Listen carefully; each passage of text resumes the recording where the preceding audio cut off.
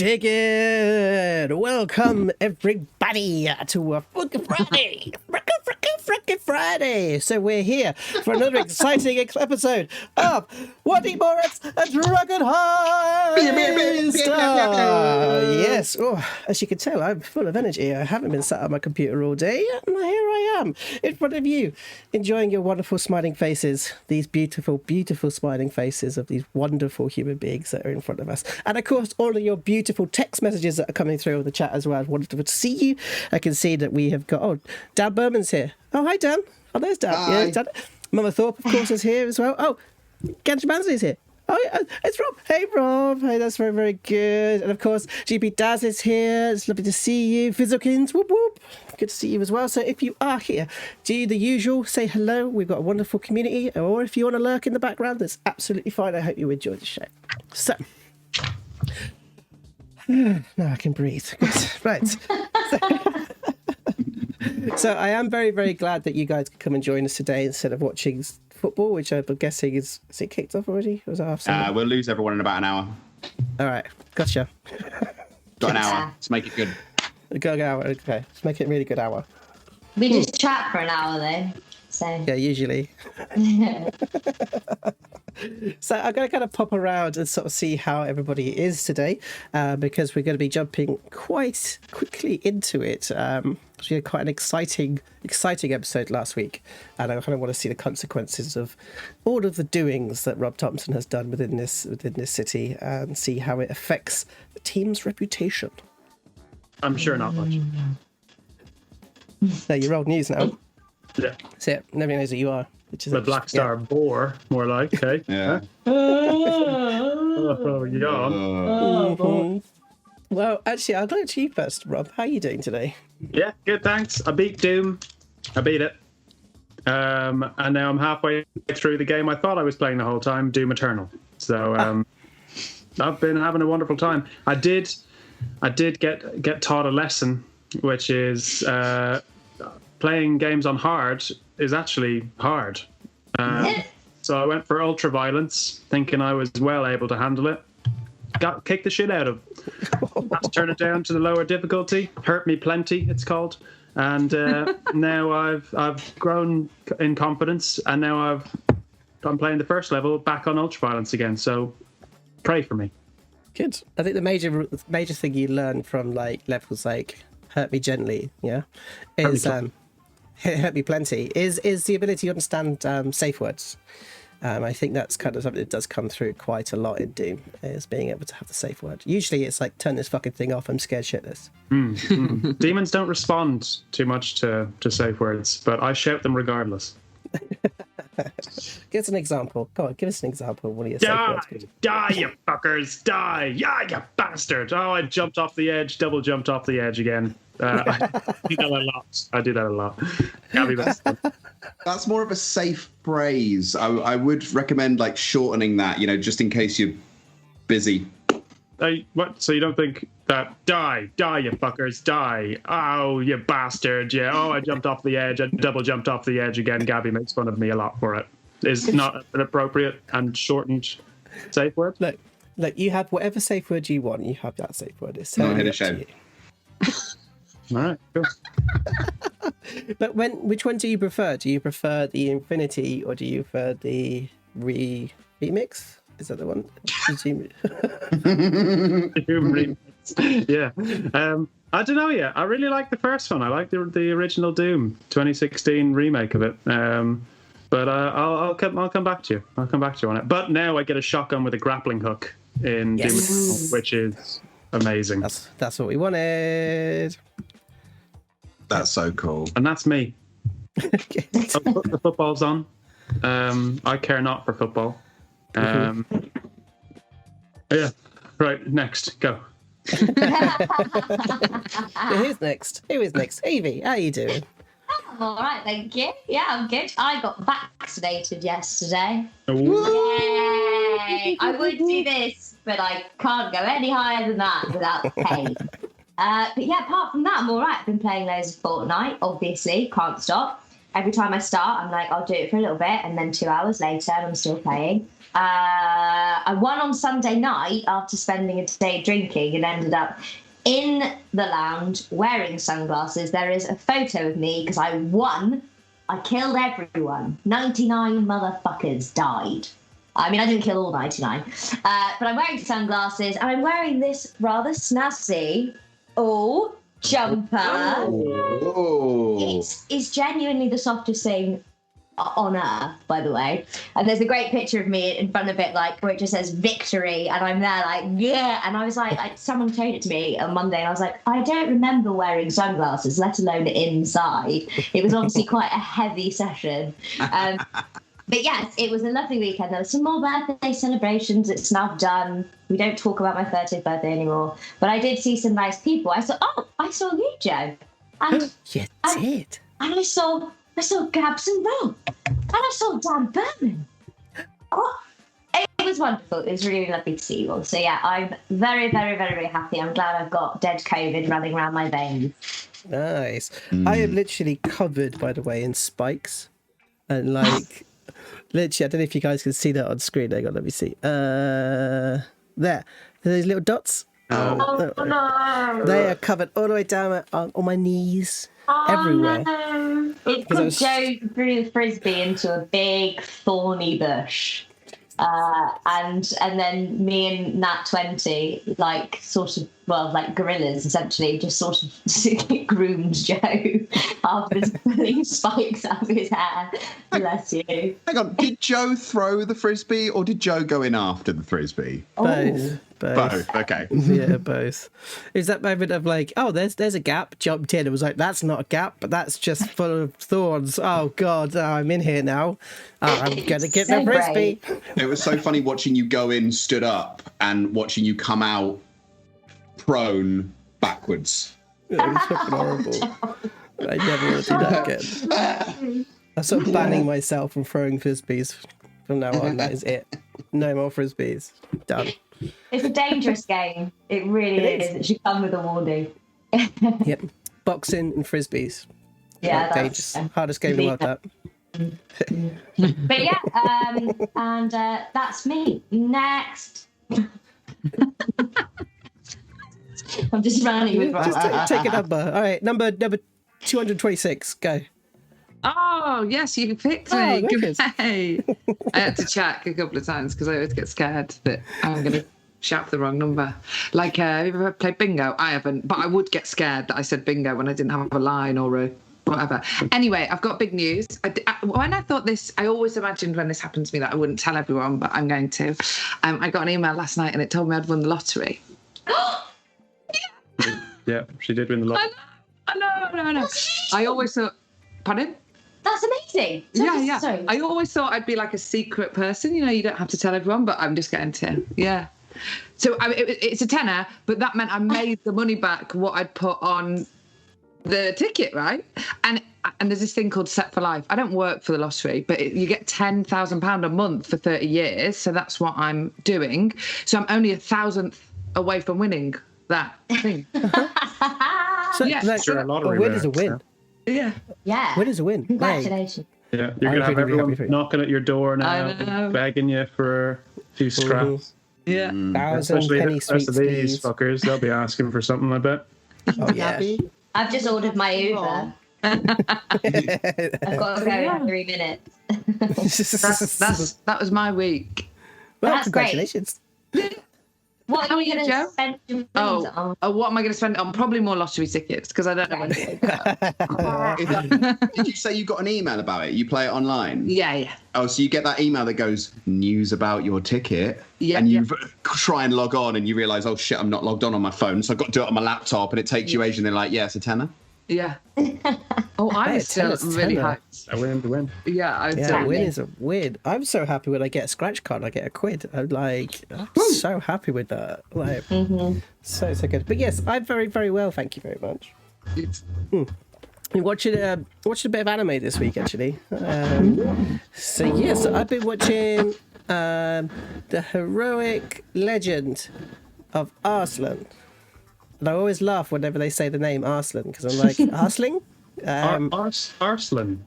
Arslan, yes, Arslan. Right. But I highly recommend it. I absolutely adore it. Actually, I think I'm one episode away, and I don't know why I enjoy it so much. Not Aslan the Lion. No, Bevan's not that. So it's a really annoying, like, you know, when they have the voices, and the voice is like a really annoying American teenager. Arslan.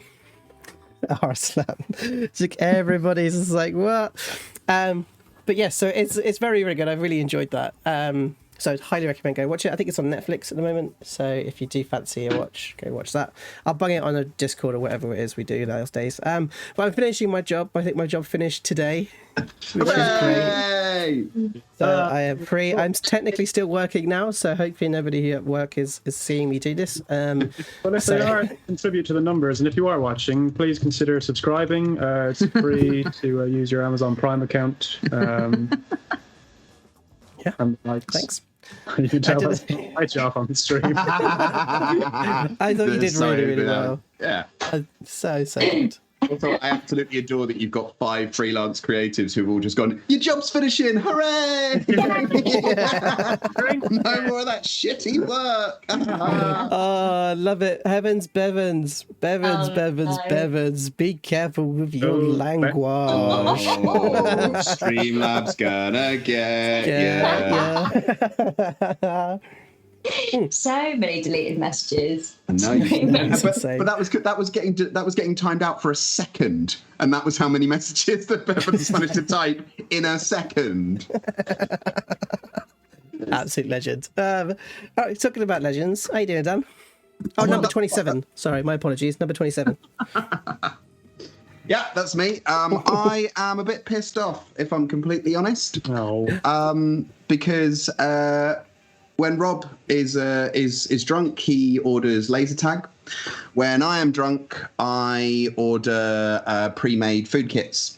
And so I've finally taken the plunge and invested in one of these pre-made subscription food kits. I don't want to moan about them by name, so we'll just call them something random, like cello flesh or something like that.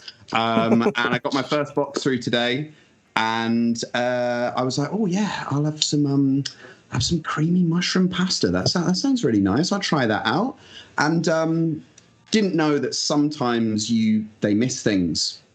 And in mine, they miss the mushroom and the pasta. So here's my dinner. Cream. Oh, It's coming home. Cream. Yeah. It's coming home. Yeah, that's what dinner is. I'm not even going to show you the logo. They don't deserve the thing. So yeah, that's my dinner for today. I'm pissed off and hungry. So hold on, did they give you like a big box with just one packet of cream inside it? Yeah, so you get like all the bits, all the ingredients. In some cases, they're all sort of like pre-chopped or pre-prepared or anything like that. Unless the butternut squash, apparently the hardest thing to prepare, and they're just like, nah, fuck you, you can do that.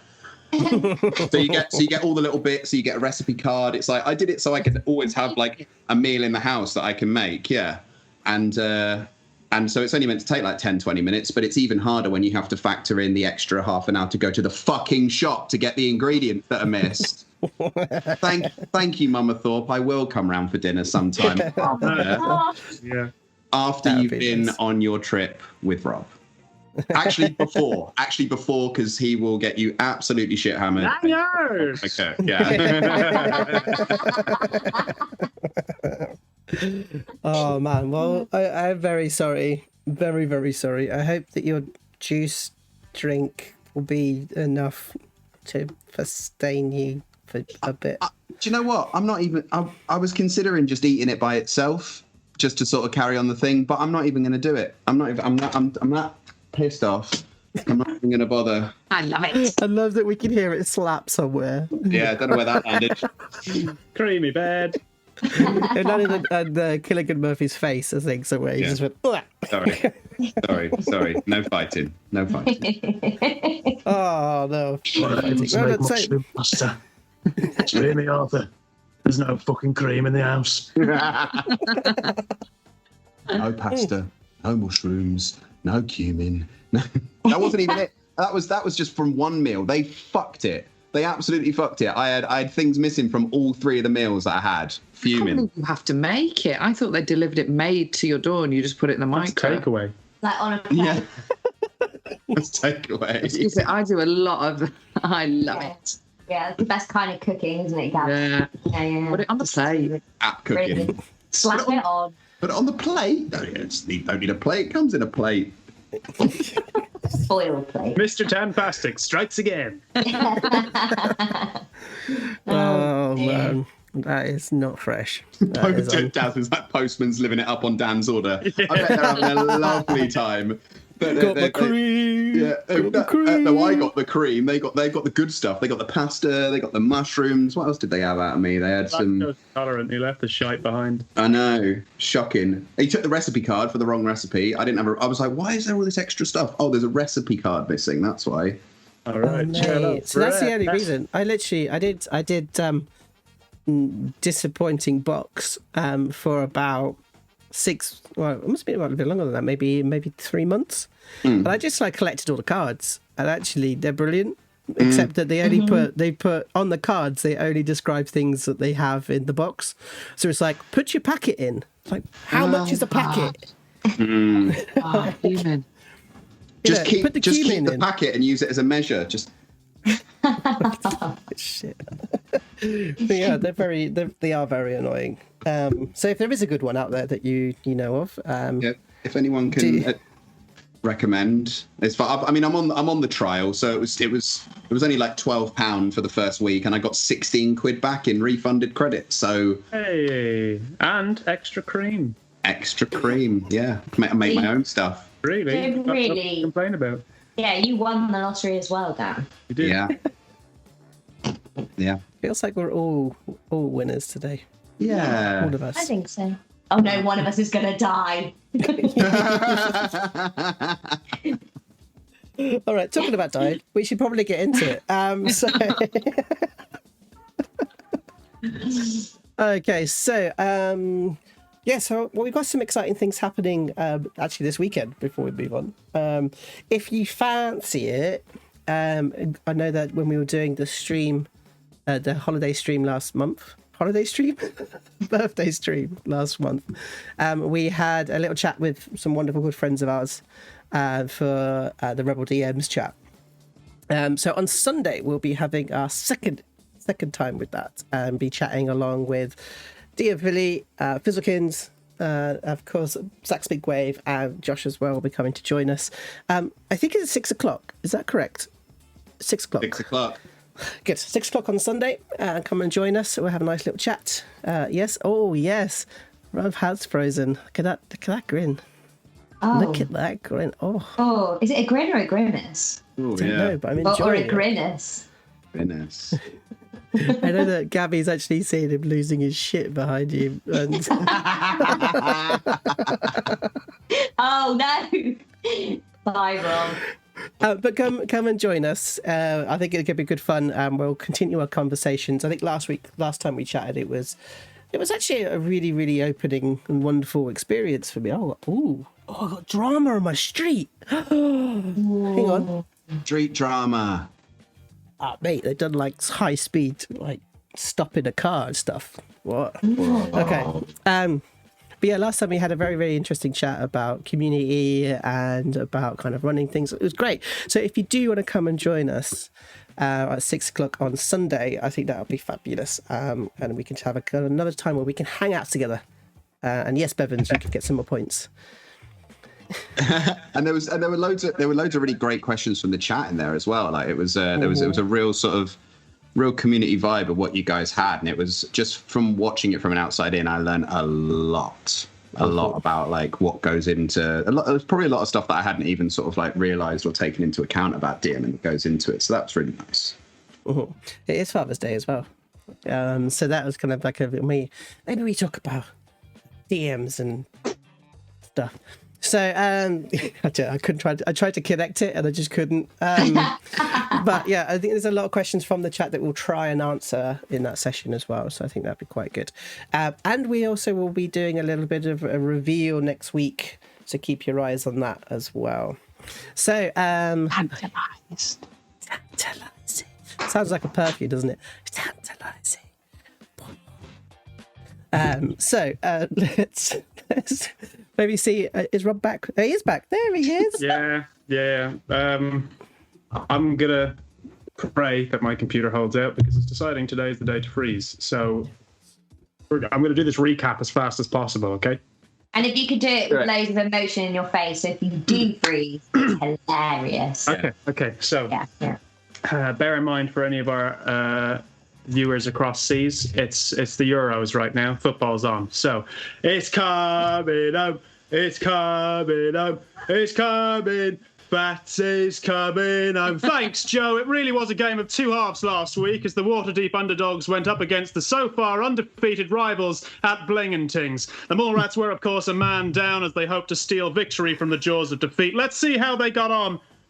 Well, after some truly exciting footwork by the two strikers, Oshi and Pups, the Mallrats sidestepped some tricky tripwires and found themselves in the box and face-to-face with a defensive header of Erskine Bling's back door. Now, the door has had quite a few locks on it, certainly been playing well this year, but was no match for the world-class lock-picking of Baggi, Oshi and Pups. They're inside now, past the defensive header. It's leaving a lot of questions unanswered as to Blingentings' management here. There's a painting with a safe behind it. Could it be booby-trapped? It is, but it doesn't matter. The safe is open. There's a blue crystal inside. Pups is in the box. Is he going to snatch it? Can he do it? The blue crystal has been stolen by Pups, and the whistle is blown for the first half. What a first half, Joe.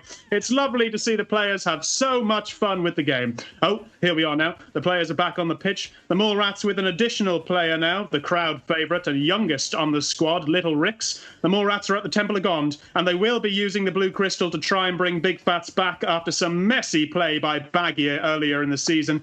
They're going into Phatts' memory now. Oh, it's a horribly dark place in there. There has been some division with this team in the past, but hopefully they can get it together whilst fighting off hordes of undead opposition. Oh, a couple of dodgy tackles there against the Mallrats' teammates. Shifty is down. No foul, though he looks like he's going to be in a bad way. Big Rix is down too. Not sure he's going to be playing again for the foreseeable future. And the captain, Lysander, has just been handed a dead card.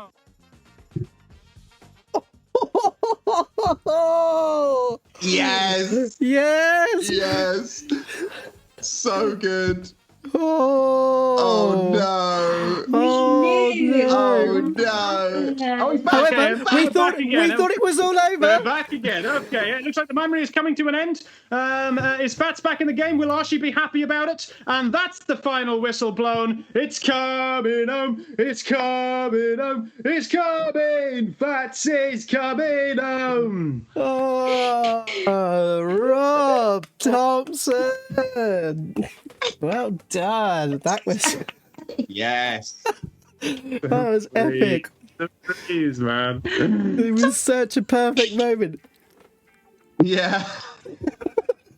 Fucking hell. Beautiful. But that was absolutely gorgeous. Thank you so much for that. So I think we're going to go into our montage. Before we do, I do want to say that we could be placing a small content warning on our montages. I think just so if you want to wait and go away for those triggers, we can, of course, give you a hand signal when we're all finished with the montages. All right. Yeah. Okay, so let's let me just get my music ready. All right, so we see a grand printing press, shiny and new. Sorry, I've just got sirens going off everywhere now. Sorry guys, shiny and new. As we see the kind of a piece of paper kind of be pressed through this brand new printing press. As we see the words WD News, launched today for the people, for the people's voice, where it has the first page being written by a journalist, which is called Jeremy Barkskin, giving you the truth with the headline, "Are Warforged dangerous?" Cut 2. Let's put the theme music on. There you go. Snip. Snip. A modest room at the top of a tall tower. Once beautiful, classy even, now fallen into disrepair. Interiors quirky at best, tacky at worst.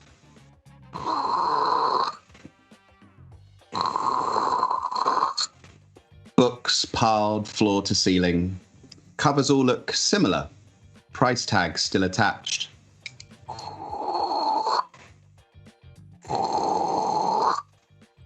The spectre of a small shadow making their way to the terrace. A figure stirring in their bed.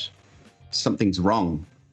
The figure folds their blade, holds their arms wide, and falls backwards.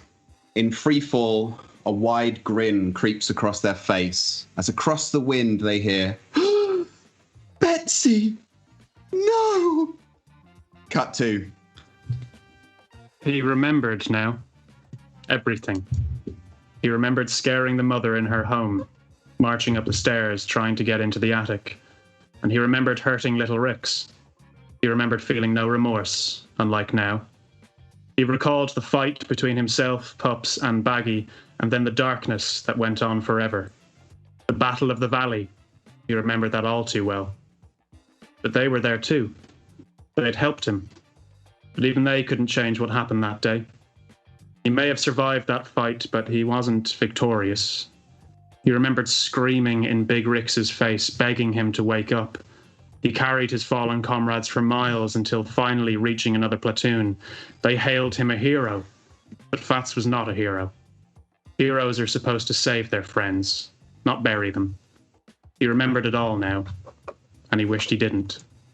Cut to. Whenever she couldn't sleep, Oshi would lean down to the bottom bunk and plait Baggi's hair. Something so accident to her too. Baggi noticed the first few times, and Oshi would hear a confused discovery and then the grumbles while she tried to untangle them. Never spoken between the two. One did it for comfort, and the other thought it was a trick played on them. But both liked the secret, a little something that set them apart from the boys. But lying awake tonight with 2 empty beds at number 3, Pups tossing and turning, Tunk buried at number 22, Oshi cursed Baggi. Her getting up and leaving when they needed her the most, to be calm, to be cool-headed, to organise, to fix, to have hair to plait for comfort. Tears streamed from Oshi's eyes uncontrollably. At least it was dark. She rolled over and swore at Baggi's bed, and at Tunk's. She'd never, ever, ever forgive them for leaving her, just like everybody else did. Cut to. The camera follows the broad shoulders of a man walking down a long, dark corridor. His footsteps echo unapologetically, out of tempo, stumbling, drunk. Almost as if each echo is peppered with a spray of dark, ale-ridden fog. The man belches. His yellow cape, embroidered with a down-turned mouth, sways in sequence with the man's sluggish stride. Down damp stone stairs he manoeuvres his body, banging limbs and stumbling against walls he doesn't believe were there before.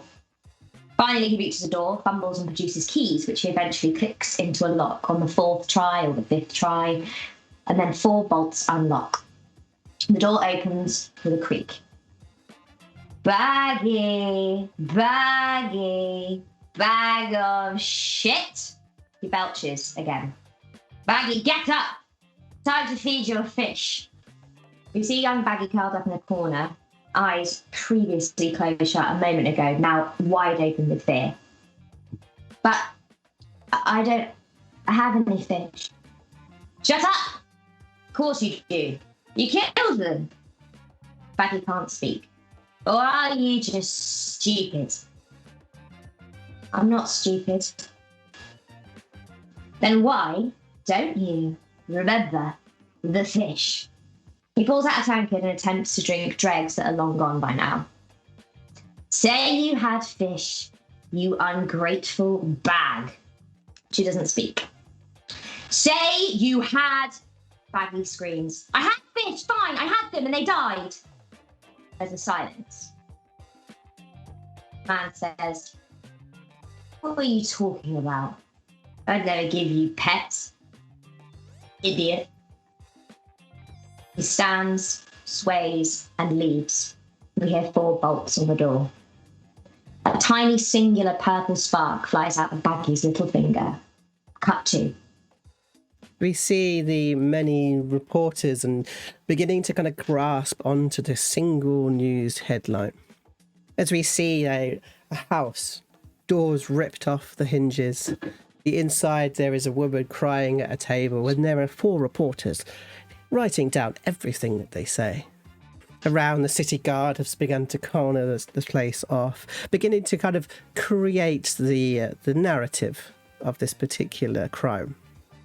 As we kind of move over towards the many editors of the different Waterdeep papers, we see the tubes as they begin to put notes in, as the tube drop down through the space, and it goes down inside the sewers itself, falling into the water down beneath the sewers to become to a great ethereal door as we float through like ghosts into a room where we see hundreds and thousands of dragons.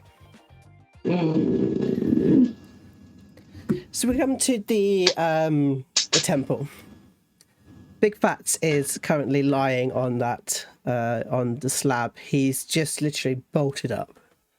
I can't remember what he said. What was his first words when he came up last time? Rob, what was his first words? Gotta lie. That was it. So he literally props up after this huge ritual, this moment of you all being within his memory, as you've hopefully rejigged Big Phatts as he springs forward and shouts, "Got a light." Baggi almost lets out like a sigh of relief, because I think for her this is definitely Phatts asking for a light, and just fumbles in her pockets, desperately trying to find her lighter, but it's almost like, I don't remember where it is right now. So she's like, yes, yeah, and she gets it and just holds it out to Phatts, like palm open. And Phatts takes it and lights his cigar and looks around the room. Temple of Gond, huh? Yeah, how did you know that? I'm a Warforged. It's a pretty important place for people like me. Yeah, I understand that now. And Baggi looks over to the letter, and then says, "Phatts, this is the letter. They were the one to help us, really help get you back." And she sort of stands, sort of looking over at you. Have you been here before, Big Phatts? It sounds like you have. I think that there is a certain affinity that Warforged and kind of mechanical sentient beings have with the Temple of Gond, as it is the closest thing to a religion that fits their identity. Not that Phatts is religious, but that it's one of the few places that recognize Warforged and people like Phatts as not just a machine, but something with a soul. It is good to see you. Seeming like your old self. Yeah. I don't know what happened earlier, but it was me from a different time. I didn't recognize y'all.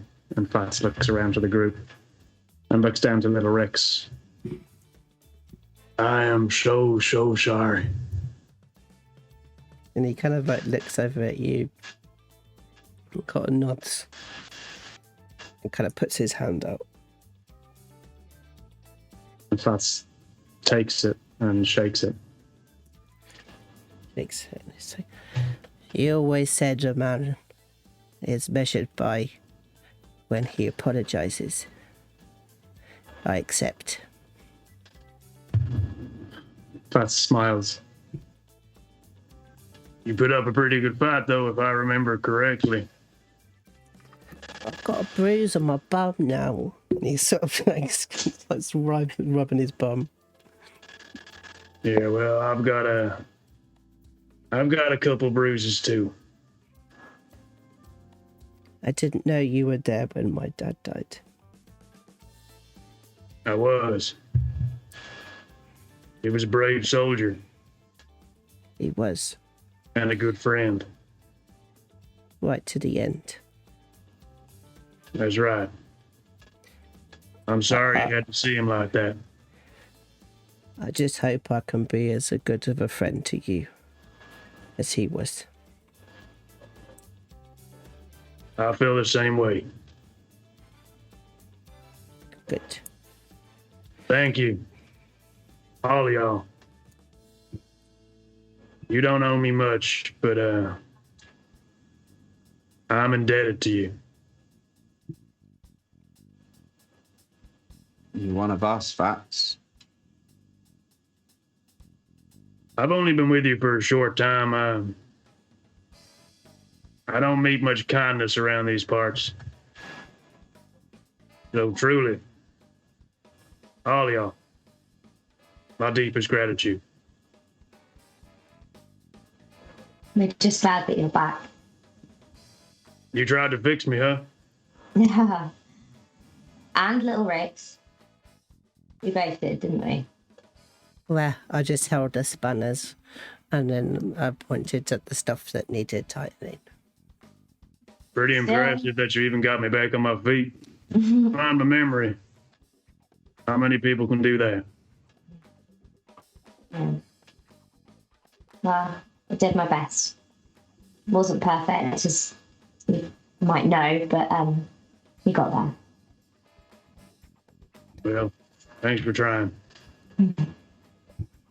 Now it makes so much sense how everyone seems to know you in the street, Phatts, that those battles. I'd rather not speak about it. Okay. I respect that. So you kind of like see around you, and actually there's 50 or so acolytes are still kind of placing their hands towards the sky, and they've still got the kind of these arching sparks that are sort of arching away from the crystal.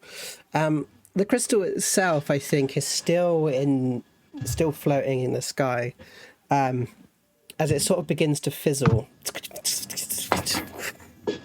and this glass just drops and then lands on the floor. Now looks like a clear prism, and it looks as delicate as glass. It doesn't seem to have that same strength that it did before. As you see Valletta go over, and she picks it up and hands it over to this acolyte, who has like almost like a velvet pillow that they place it on. And then they sort of disappear back towards the back of the priory. Wait. Don't mind if I take that for myself. This is a holy object now. Well, I could use remembering that where I've come from and where I don't want to go in the future. And I'm sure that the temple can loan it out. She winks at you. Thank you. The acolyte returns, and actually you can see when the acolyte comes towards you, they're a little bit intimidated by you, by your presence. But it's not a fear, it's like more of a respect thing. I just don't want to go back there again. I was once a soldier. Not anymore. So you sort of see these two massive metal fingers sort of hold onto the crystal, this kind of really delicate, beautiful crystal. So you kind of look at it. Just can't wait for you to eat this thing. But he puts it in his mouth very slowly. It's like...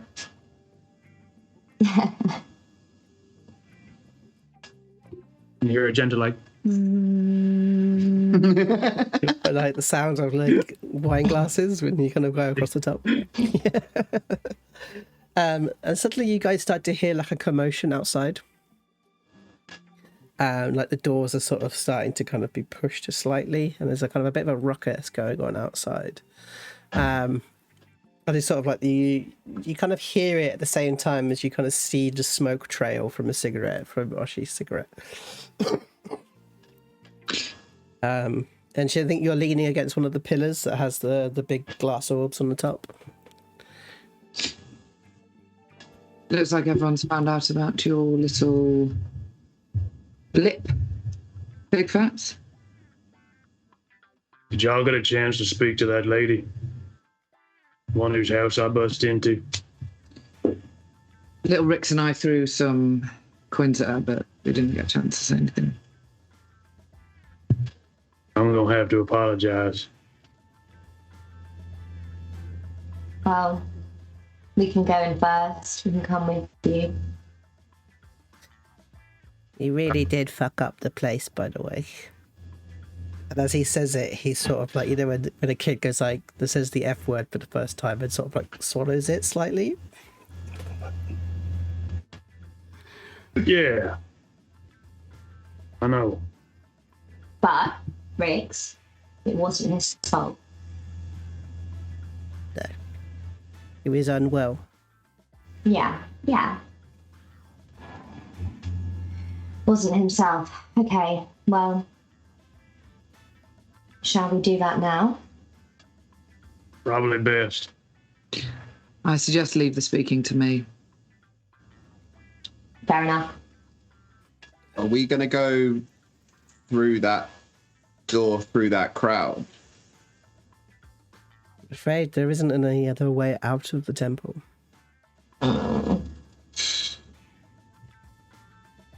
Okay. Just best to face this. I need to be responsible for what I did. Do you want to lead? Sure. You start sort of marching towards that big, massive, like clockwork door. It's all of the it all starts to kind of unlock around you as the big bolts begin to kind of open up. Those clockwork birds start flying around as they unlock certain parts of the door. As the door begins to kind of swing inwards, as you see this huge crowd of journalists that are in. That are on the steps of the temple itself. Behind them is a set of city guard, and behind them is a bunch of protesters. As you kind of come out and hear there's that sound of Mr. Phatts, Mr. Phatts, Mr. Phatts, and there's sort of like huge roar of like flashes from these tiny like pseudo dragons that are like sparking out fire to kind of create the flash for these kind of very sort of blind drawers who are trying to draw the picture quickly in the light. As you sort of come out to these huge kind of array of different reporters, all trying to get your attention, Phatts. Phatts is just going to start marching forward through the crowd, heading in the direction of where they came from, where Trollskull Manor is. So you start hearing things like, Mr.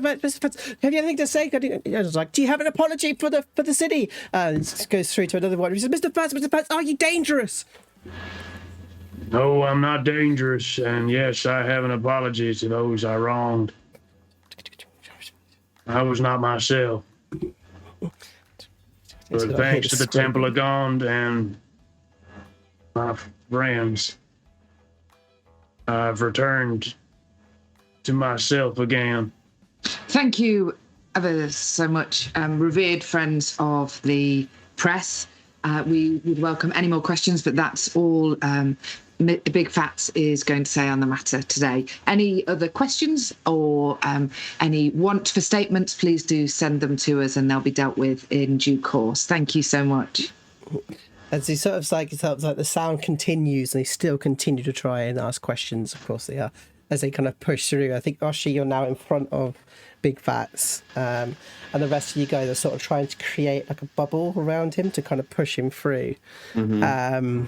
Little Rix has actually started to get trampled on further back, as people have just swamping through, and you can start hearing that kind of chant in front of you. As you see, there's two kind of routes of people that have been created, one of which are holding these kind of makeshift placards, which have like a cog with a big cross through it, and it says like Warforged dangerous on the side of them. At the other side, you essentially have people that are counter-protesting them, and just saying like machines have souls, like this is a sentient being, that kind of idea of like trying to kind of push through for a pro Warforged kind of approach to the city. They're not dangerous, that kind of stuff. As you sort of start walking towards it, you see one side begins to get really kind of aggy and really quite violent. As they start pushing against the city guard. And you see that the city guard sort of come towards you and are like, we suggest that you kind of go this way. And they sort of like start moving you around the protest, essentially. Pups is going to go back for Rix and just pick him up by the scruff and put him on his shoulders. He won't be that much higher off the ground, but at least he's off the ground. Mm-hmm. He's sort of like, you kind of look up and he sees he's kind of lost a shoe. Like... in everything that's sort of going on. They say, all these people don't like that. People are afraid of what they don't understand. I'm sure it won't last long. You've got nothing to worry about. I hope so. It's sort of like, as you kind of swing past, and someone like spits over at you guys, and it sort of lands in front of you and Pups and Baggi. As you sort of like, I think Big Phatts is trying to get everyone, and Oshi, you're trying to kind of go around towards the side to try and get out into a coach. And it's quite a nasty environment, quite a nasty sort of atmosphere that's sort of built up around the temple. And then suddenly, as you kind of like start kicking out, and you see you guys sort of end up getting into a coach, as sort of moving away. We go back to the temple, which we see Valletta sort of come out, and she says, "That is enough." And her voice sort of goes right across the crowd. And she's like, "If you would please leave the temple alone. City guard, I would prefer it if you could remove the violence from this front of our temple and remove this ignorance from our street." And she sort of like commands the city guard to start moving on the protest as it starts to kind of calm down a little bit. As you guys are kind of going across in your coach, and you start making your way across the city. You guys have kind of been barreled in, I think, and it's like it's been quite a stressful ordeal, kind of getting you inside. So you're kind of all together inside the car as the car kind of goes off into the street. And you have a chance to kind of speak to each other. Bats looks across at Oshi. You know, you're pretty good at what's the word? Diplomacy. Speaking of the press and stuff. What do you think is the best course of action for me? I think we invite one of the top journalists and one of the people who leads the protests over to dinner. Do you think it would be wise for me to separate myself from the Black Star 4? I don't want me tarnishing your names. Not at all. You can't tarnish our names. The people who are protesting against you are completely wrong. Don't make them small in number, though. True. But I like this idea of maybe actually trying to speak with them properly. Ashi? We're just better at hiding the moments we all have. All right. Let's invite him over. But if things continue to go sour, then I'm gonna step away from y'all. You can try. but you'll fail. The other option is we can just murder them both. Oh, is that not what we were doing? I thought that's what you meant. Little Rex is like, dinner. Oh God, we've created a monster.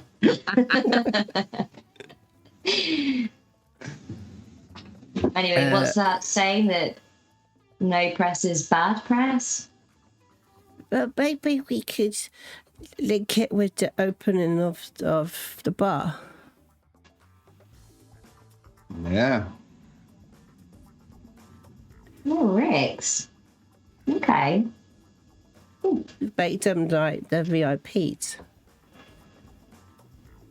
People are fickle. They just want something to shout and scream about. The minute they see the glitz and the glamour of the Dragon's Den, if that's what we're going to call it, they see you in the corner with your ever so small but intimate yet classy as hell tobacco kiosk fats, and you looking shiny as hell, I'm sure all will be forgotten, and they'll, whatever they write about you today, I don't know, they'll probably do something stupid like wrap fish in it the next day. Something. Yeah. All right. So sort of like as you sort of come down, you start making your way down. What is the name of this street? Yeah, Delzorin Street, and that kind of turns into the alley. You see that house is there's like a huge group of people around the house. They seem to be kind of neighborhood, and they're sort of bringing pies and things and flowers and like gifts for the household and things like this. As you sort of begin to go around, one of them sort of sees, I suppose they see Oshi in the window of the carriage, and they all kind of like, one of them kind of points as you kind of go past, as you kind of make your way into the Trollskull Alley. And the coach then comes to a stop outside of the manor. Well, I should probably go and make my peace with that mother. I suggest taking something, maybe cleaning yourself up a bit first. I was thinking the glamour weed. Yeah. Maybe one of us should go in first for her. You know, just the last time she saw you, you bursting in by yourself. Yeah, I think that would be best.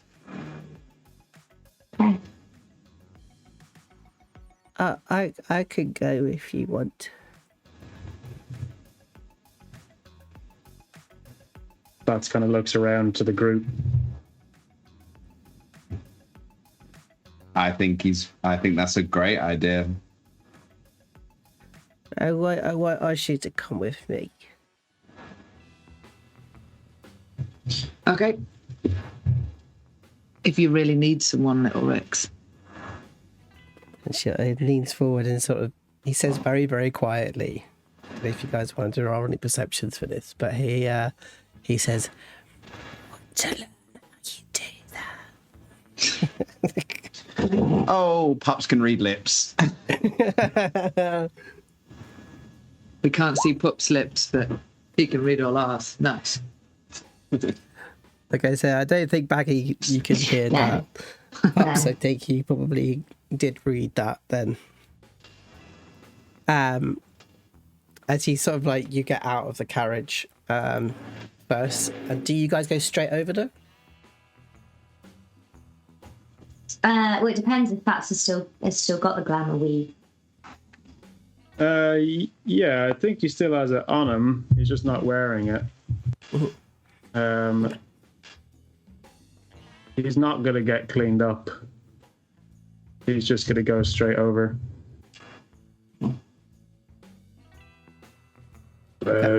Do one of y'all want to knock, or?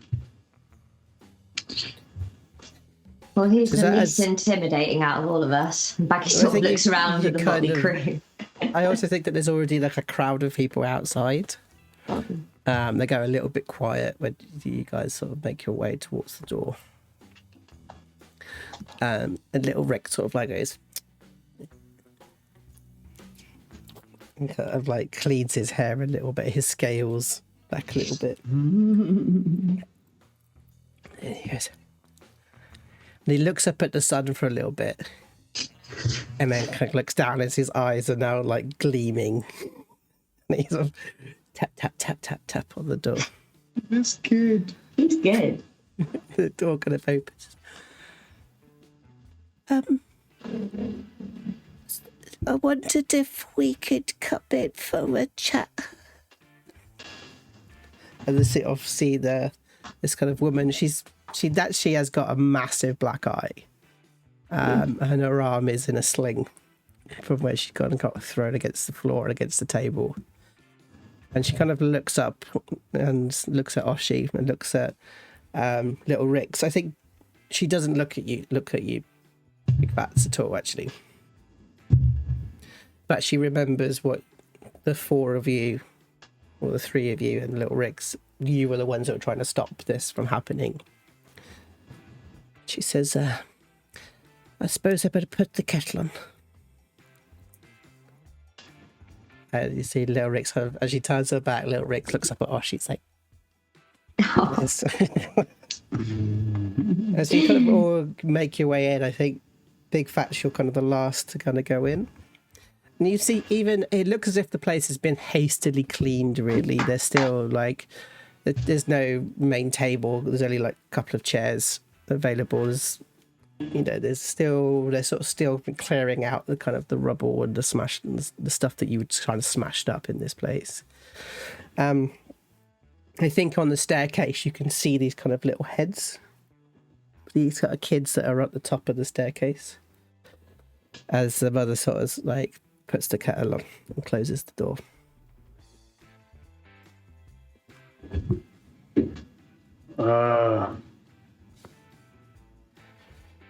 I know that you probably didn't want to see me ever again. And I don't expect you to forgive things I did. But I was not myself, and now that I am again, it wouldn't sit right with me to leave this issue unresolved. Mm-hmm. Do you mind how much? You take sugar? No.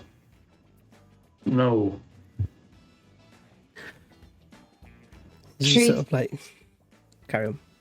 I was just to say, truth be told, ma'am, it's Phatts feels the need to apologise because this is Big Phatts as he is normally. What you saw and experienced, which we are all deeply, deeply sorry for, was more of a technical issue. What? A terrifying monster.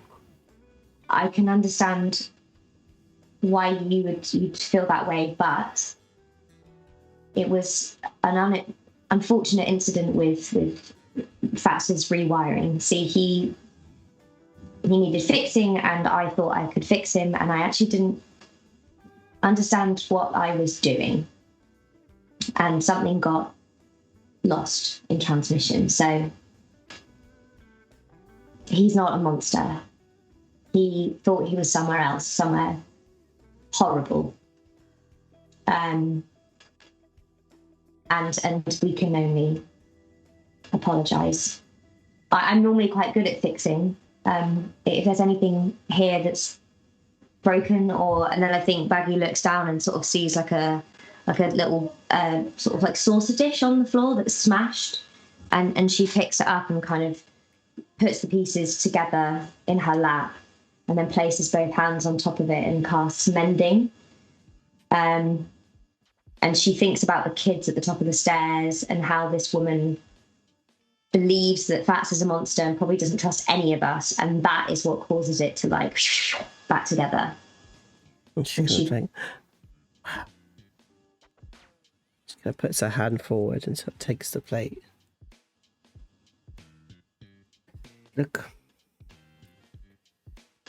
I think the thing that scared me most is that I know you to be a kind and gentle creature. She sort of like looks over at Big Phatts, probably for the first time. See, my husband was a good man. And then something happened that made him different. And I understand that there are things that happen. But you scared me, and you scared my children. My house is a house, it's very fixed. But we don't necessarily have a lot of money to fix it.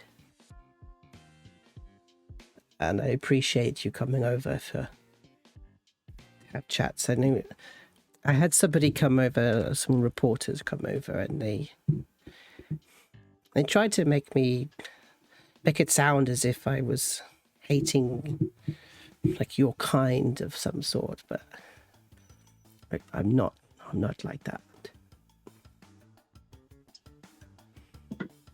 May I ask what the value of damage was? I'm not sure. You might have to take that up with the City Watch. I would like to pay. Okay. I'm not sure how much it will be. I will it sort of looks around and it's fairly kind of trashed. And she sort of begins to kind of get overblown with the thought of numbers. I'm sorry, I didn't actually catch your name nor the commotion. Margot. Margot. Lovely to meet you. I'm Oshi. Margot, to me, you seem like not only an extremely compassionate woman, but a very intelligent person. I'm not sure if you know, well, probably not, because not many people do know, but allow me to let you enter the inner circle. We are residents of Trollskull Manor, and we were hoping to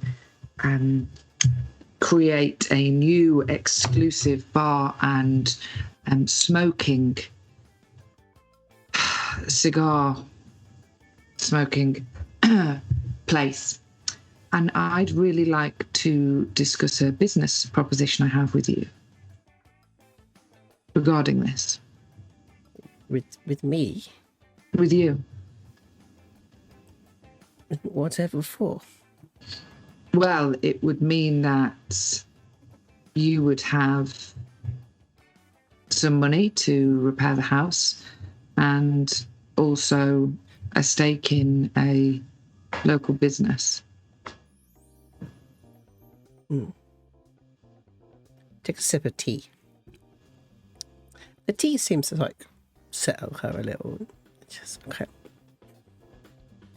250 gold now to fix the house. And 12%.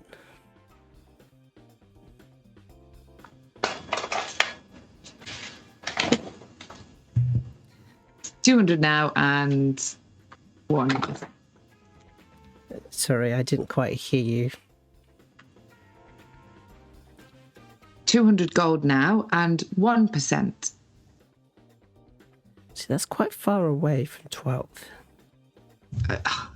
As I said, I knew you were an intelligent, business-minded person. 10.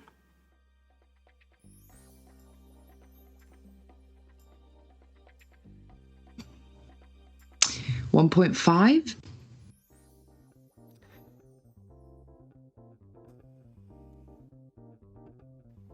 She kind of like pulls a card out of her pocket, and it's got Jeremy Bartskin, WD News.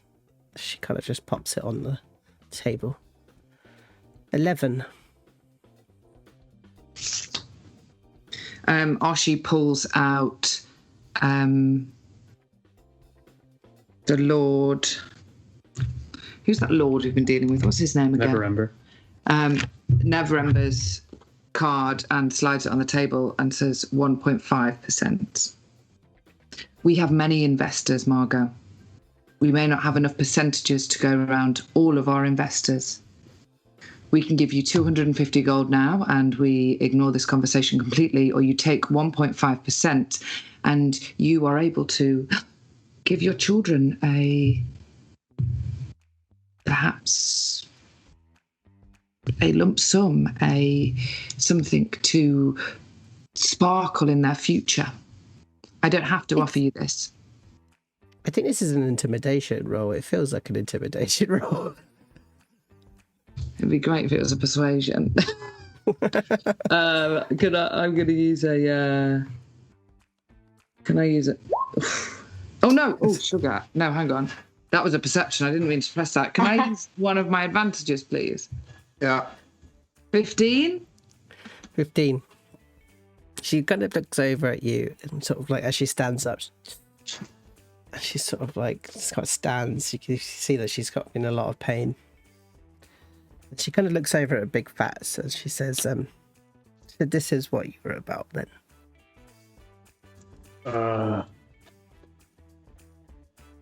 I came here to make amends.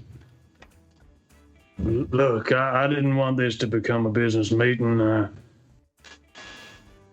I'll still pay for the house and the damage. And I brought you this.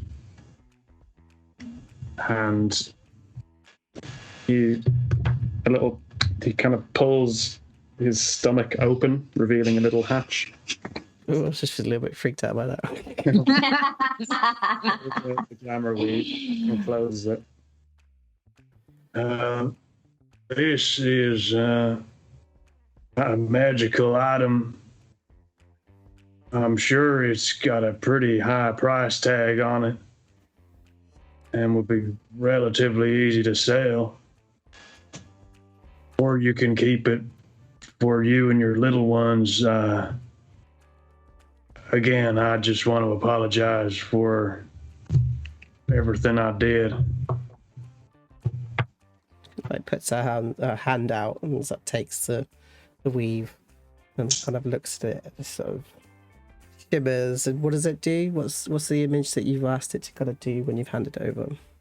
Well, it's supposed to be able to change, but what it was before was like kind of moving smoke. Ooh. Kind of folds it over, puts it on the table. 200 gold now. My eldest daughter. She needs training in business management. I'm sure you might have a job for them. Don't roll your eyes at me. And she sort of looks right over at Oshi. Could you how old invite is your daughter? Sorry. How old is my daughter? She's 16. Could you invite your eldest daughter down? We'd love to meet her. She kind of looks up. Oh, she's now just thinking, great, she's got 2 kids to train now, and she doesn't even really like being around kids. That won't be necessary. Yes, I will happily donate any of my time and business expertise to teach her what I know. Good. Then it's settled. Please. And she kind of like opens up like a hamper and offers Oshi, goes over to Oshi, pops a cupcake down. Have a cake. It doesn't give a cake to anybody else.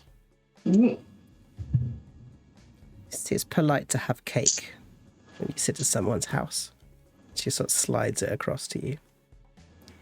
Oh, perhaps you've never met a Yuan-ti before. Unfortunately, we can't eat cake. How unfortunate. She sort of does that thing where she sort of stands up, you know, that kind of, and now you're leaving my home type thing. Before we go, can I do a quick insight check to see if she is part of the WAC? Oh. Yes, you can. Yes, you can. What a fab idea. Like if there was just something similar in the way that was done. Nah, nothing so much. That's a 1. I was actually thinking maybe you should do a perception check to see if there's anything around the kitchen that has any kind of connection to stuff. Hopefully that's better than that 1. 7. I don't think you find what you're looking for there. No, fair. And as you sort of go down, you see through the slats, you see that there's this. I think as you go through to the front door, up the stairs, you can see the kids. And there's this very, no, I wouldn't say prim. I think she's very smartly dressed person at the top, and she's actually sat in front of the other kids, stopping them from going down the stairs. And she sort of looks at you as you go down the stairs, go out the front door. I'm guessing, Big Phatts, you've left the gold there as well? 200 gold, yeah. Okay, good.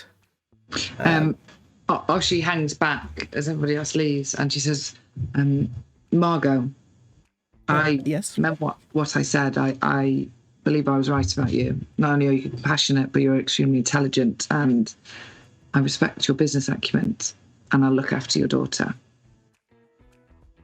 Appreciate that. You have to understand that there's a certain moment where we have to switch and stop being neighbours and start switching towards being business people. I respect that. Good.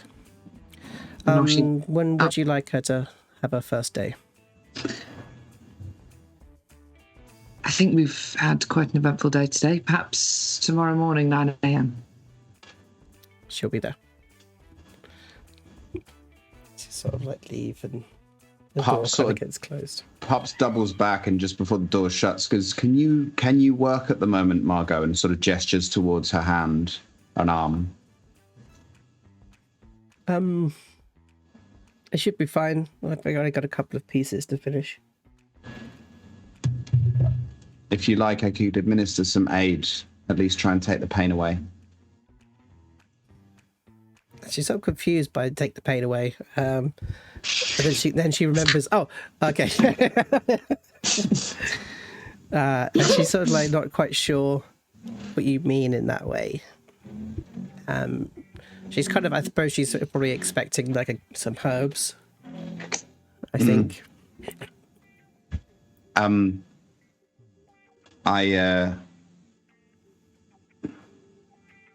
Not quite herbs. It's more like pressure points.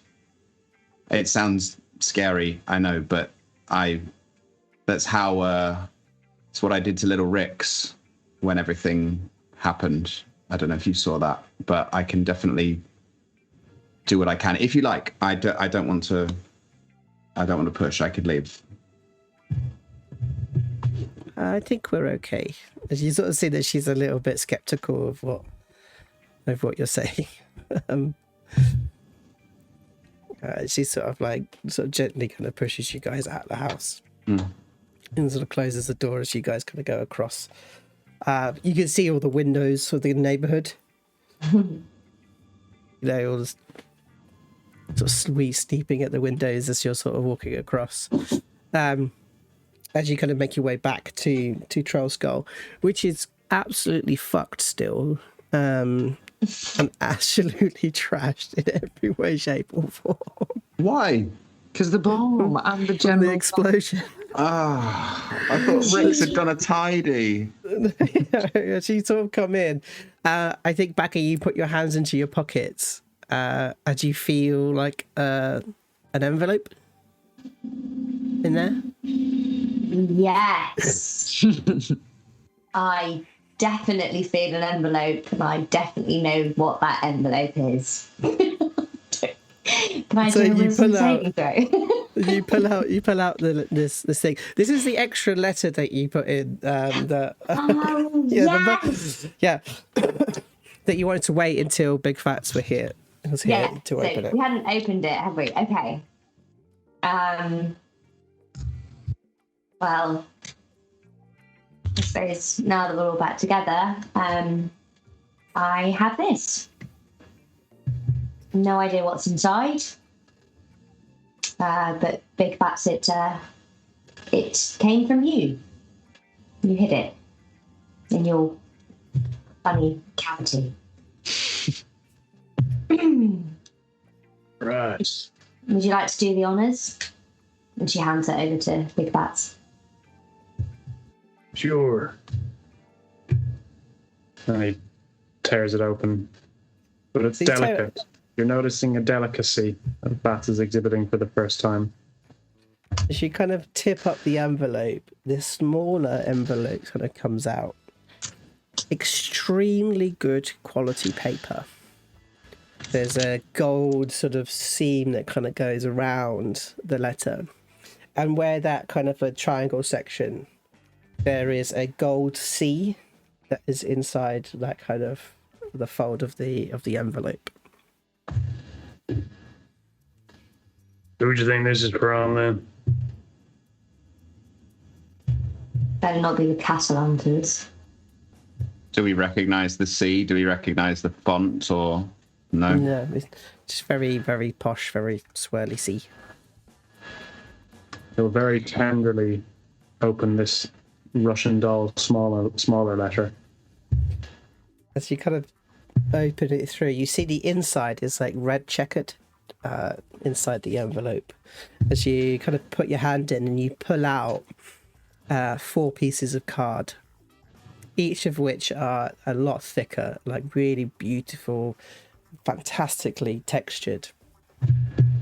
As you turn it over, you see the party of the season. As you turn it over, you see that it says on the front of there, the opening of the season parties, the Great Ball. The Castellantas invite you to join them. As we're going to fade there, before we go to a little break. So, okey-dokey. So we're going to go move. So That we're gonna stops go me for- in my tracks. Oh, she was about to dance about going to a party, but she was like, oh. So they've sent 4 invitations and a fucking fireball. Well, or did Ralph Lumley someone manage to get the invitations Yeah. and send them to us as because he knew that would be useful. Oh, I reckon it's a power move. Oh, it's an ambush. Yeah, they're like, if you survive this fireball, here, come to our party and let's talk. Alrighty, so I'll let you guys sort of ponder on that for a little while. So we'll be back in about 5 or 10 minutes' time. Thanks for joining us, and we will see you guys in a little while. Is there anything we want to do during the break, Dan? Yes, thank you so much for joining us, and thank you so much for your support. Thank you, Daz, for the lovely gifted sub. I know we also had a couple in the week as well. Thank you, Charlotte Potter, for that. The best way to support the stream and continue supporting what we're doing is to either use your little Amazon Prime sub to get a Twitch Prime gaming sub. If you're unsure on how to do that and you have Amazon Prime, give us a shout. I've literally talked about 30 people through how to do it, so I've gotten quite quick. There's a lot of screenshots. Alternatively, keep up with your existing subs, and if you're feeling especially bougie and like our Daz here, do consider giving us a gifted one as well. Just thank you guys. I can't believe we've been doing this a year, and yeah, thank you for all that you do and sticking with us. You're the best. Thank you so much. And so we will see you guys in about 5 or 10 minutes time. Alrighty. Bye. Bye.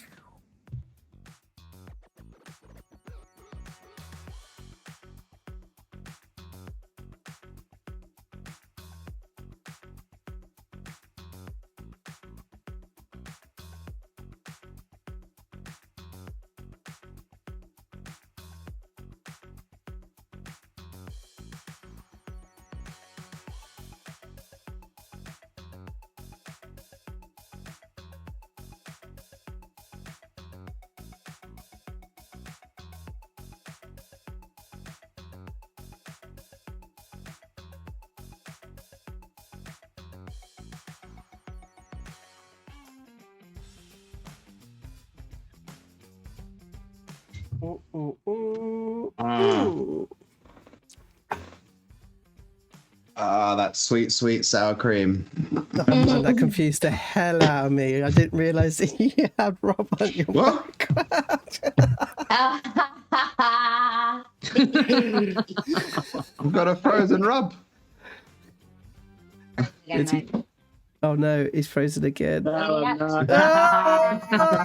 Acting, yeah. Very good. Yeah. That was very, very good. But welcome back, everybody. I hope you enjoyed yourself on your little Brock. I certainly did. Got myself a little Guinness. Which is very, very good. Went down, had a nice chat with Bevans, so that was good. The Heavens Bevans themselves. And so, yeah, so I think it's been an interesting first half. Sort of seeing this new kind of political upheaval, I suppose, being created by the media. Fucking media. Against Big Phatts, and of course this new person that's going to be joining you. And for the chat, I do need a name for the new 16-year-old who's going to come and work at Trollskull Manor. So if you could put some names into the chat for me, so we can kind of come up with a name, that would be great. I also absolutely adore how big and epic an arc has happened in this story, purely from the fact that like 4 seconds before we started the episode, Rob went, probably doesn't remember anyone. He might not remember anyone after he blew up. And it just grew and grew and grew and compounded and compounded. This is why I love this game, and I love all of you so fucking much. It's brilliant. Also why we'll never finish this module, but I absolutely love that as well. I just also think of like, hey, we this whole point of this is, I suppose, is to not finish the module. Yeah. That's the heist. That's the real. That's the heist. Yeah. Hang on, Waterdeep heist. Mallrats. I love that Dad's just really giggled himself. Thanks. Oh, it was Rob. Rob just said Dragon Heist. This will be on this for years. Yeah. Years and years and years and We'll show you, years. Mark Jefford. We'll show you. We'll get Mark back. Happy birthday, Mark, for in the Happy week, by the birthday. way. Oh yeah, happy birthday. Yeah, we might get him back at some point because he'll finish the module and he'll be on to he'll actually be able to come back. Got some good names in the chat. Ooh. So Harper, Jasmine, and Carla. Okay, I'm kind of leaning towards Carla in a weird way. Me too. Yeah, that was quite a nice one. All righty. Oh, Red Panda Gamer's here. Yeah, jumped on late and did a big apology. Oh, well, it's good to see you. I'm glad that you're here with us. Okay, so I think what we'll do is we'll crack on from this moment of opening these invitations you have received from the Castellantas to their ball. And I'm just going to remember what the date of the ball is. Give me 1 second. They hand out. Oh no, I'm the wrong one. That's why. So, Imagine if we're like, oh, we're busy. We're busy that night. I can't really do that. That's the date of our opening. So you kind of find this invitation, and you sort of looking over at Big Phatts, and you see it is for their. That's what I wanted actually. Sorry, guys. You know, we don't usually get into the module, so I'm just not really going to open anything for the module.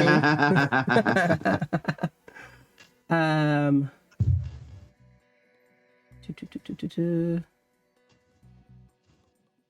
do reckon it's going to be. So you see that there is an invitation. It's for the Lyra's Night celebrations at the Castellantas. You see that there is no name written on the invitation itself. It's almost as if somebody's taking it off the press without actually signing the actually handwritten name of you. But you do notice that you have number 26, 27, and 28 of 99. You see Evie's eyebrows sort of rising up the 99. Also, More it's nines. 99. And you see, and you know the date for that is the 7th of. Oh God, when is it? Like, it's literally my brain has gone shut down. Holidays, that's what I want. Life in Waterdeep. Sorry, guys, my apologies. Sorry, Probably the everybody at 9th home. month. Probably the 9th. Actually, it might be. That'd be Daz, cool get if out it of my was. brain. That's exactly where I went. 99s, ice creams all round, Now I'm just thinking souls, death, sacrifice, and cults. 99 and a flake, mate. 99 bottles of beer on the wall. 99 And bottles of party beer. like it's 1999. Maybe Yep. the 90s themed party. Yeah, if got it- 99 mate, problems, that'd be but the souls ain't one. great. Gonna party like it's 1999. Everyone's wearing chokers and drinking pants. Hosted by Michael Burke. 999. I watched a lot of that program as a kid. That's probably why I have like what is it where you catastrophize everything. Too much 999. Daz, they're all smaller. They're all smaller. 99 red balloons. Yes, Red Panda Gamer. That'll be the Yeah. decoration. Sorry, guys. I'm literally just searching for festivals because there is actually like festival dates. So my apologies. Pups picks up the thing and is like, "What's Boomtown? Is this a joke about the fireball again? Boomtown. Yeah, thanks, Castellantas, you pretentious dicks." It'll probably just be postponed anyway. Okay. Yeah, Liar's Night. You know that it's a celebration that's only held in Waterdeep.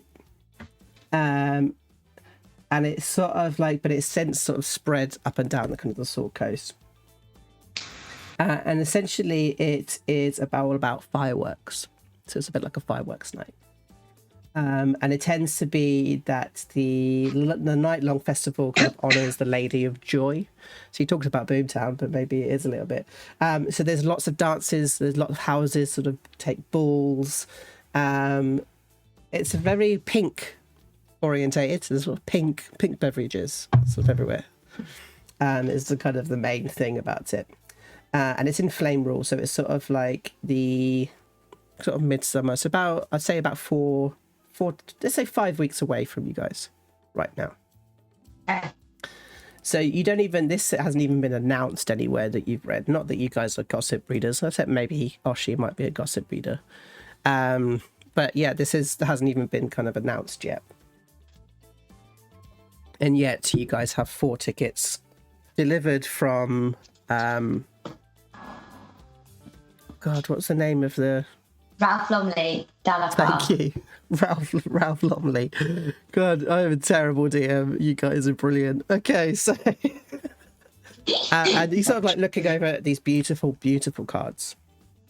The address, of course, is the Castellanta Villa, which is on Diamond Street. What number? Number 9? No, number 99. Baggi starts twitching. 9. She gets a little nosebleed. As you see that these massive, again, these huge hands sort of playing with the cards, and he sort of places them down on the bar top. How far away is the night of this party to now? About 5 weeks. 5 weeks, sorry. Misread. Didn't hear that. No worries. This is some fancy ass paper. 5 weeks. 99 guests. We're invited, huh? Well, we have invites. I don't know if we're invited. Yeah, Ralph Lumley probably got them for press or something and gave them to us as a parting gift. Well, it don't look like there's no chance we're going to get any sort of investment. 5 weeks is too far away.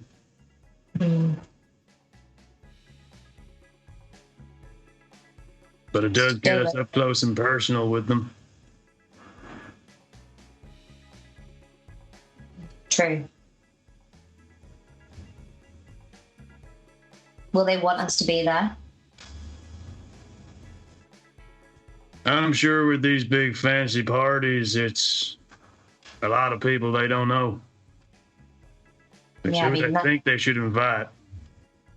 99 guests. I can't even think of 99 people I like. You and me both. They can't know we're alive, though, right? If literally every other child, family, trace have been taken out and we haven't, they can't know it's us. No.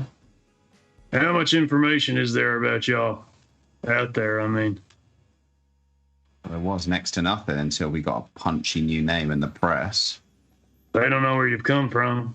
Right. We might have to change our names though. Just in case. Do you reckon they remember the names of the people who went through that school? Probably not. Do you reckon they even saw the name on a page?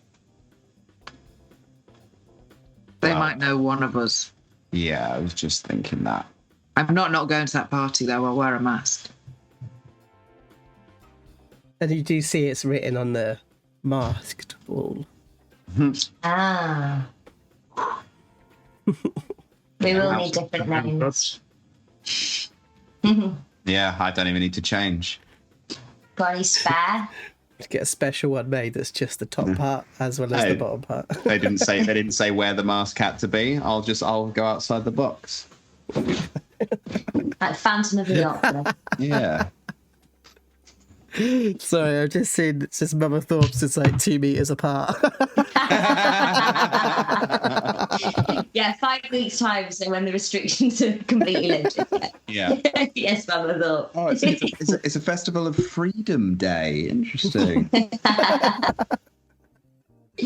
God, it's so ridiculous. Reading your thoughts.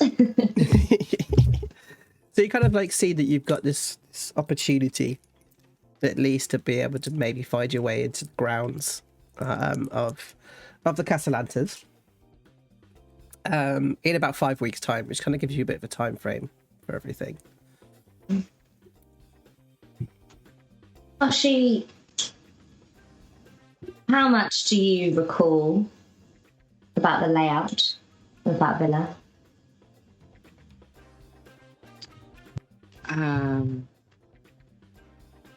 Well, I know where the attic is.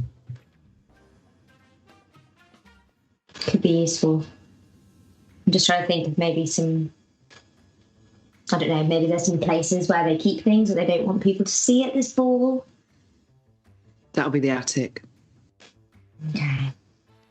So I think, Pups, you think about like memory recall and sort of like how your practice has sort of helped you remember like before Waterdeep for you.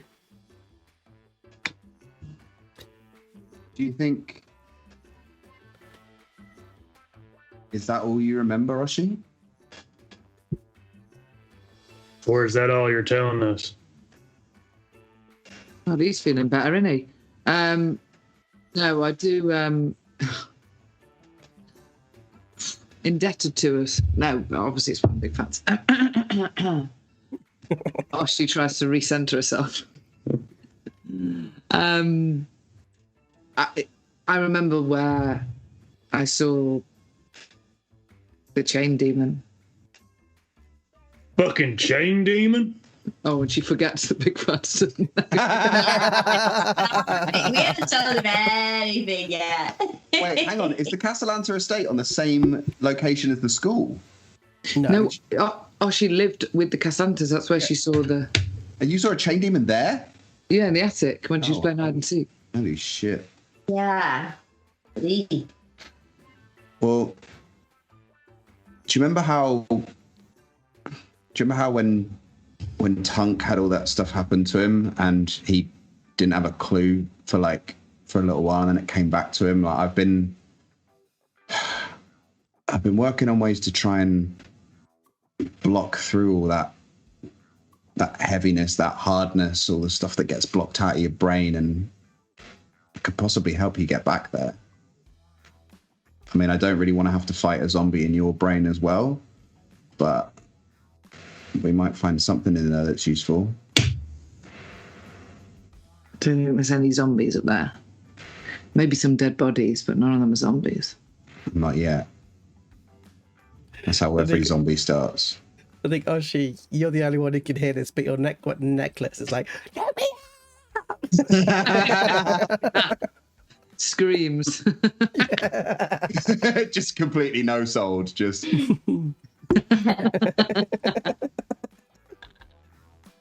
But yeah, so you kind of think about that kind of possible going forward. What we might be able to kind of help there to kind of give you maybe a scope out of this place, because I think you've always known where the villa is. It's one of those things that you guys are always aware of, like how far away you are from the Castellanta villa. Mm-hmm. Do you know what I mean? The same way that you're always aware of how far away you are from the Yawning Portal, and therefore how far away you are from the school. Yeah. It's like your main center points of your world. So you're kind of aware of where it is, and maybe this is a way of being able to learn the ins and outs of that location. It's almost like it's all a bit Inception-y, like physically stepping into a memory and like seeing if you can get a visual layout of the land, I'm guessing. Mm-hmm. Go on, Joe. No, you crack on. But what are we going to do when we get there? Are we just scoping it out? Are we wanting to find something in particular? Do we want to rattle them? What do we want to do? Gain information. Surely. Yeah, but what? Find about the game, what they know, who else is playing, the stones. We'll try and do some mingling and see what we can find out. Yeah. Eavesdrop on every conversation. I'm good at that.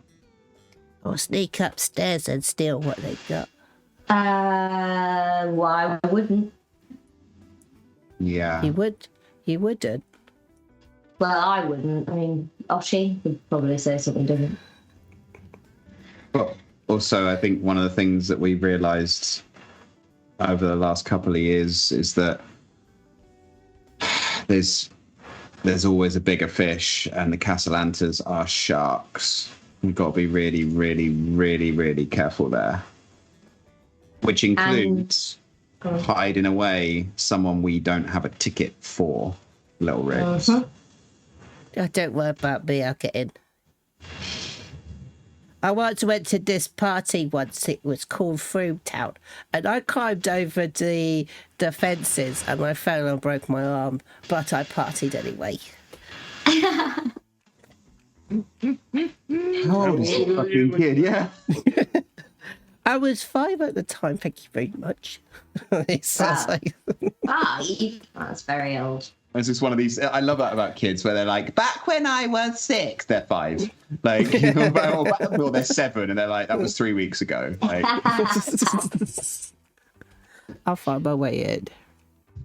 We can probably smuggle you in, can't we? But did the other 40s? It's sort of like the Big Phatts. Little Rick sort of like climbs up onto a stool.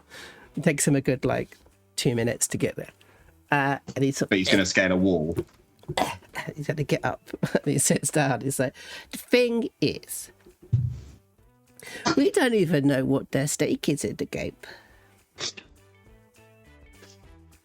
So, what we need to do then is maybe we collect everything else apart from what the Catalantas have.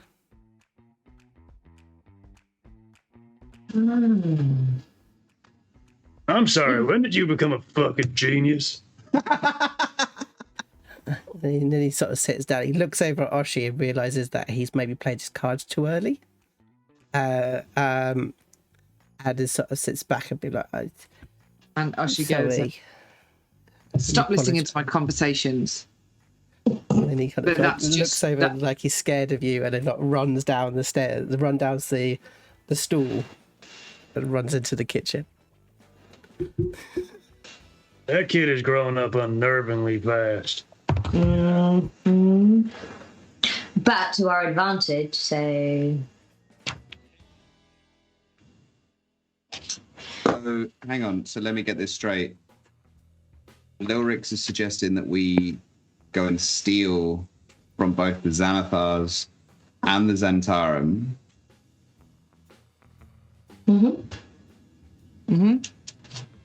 get the upper hand.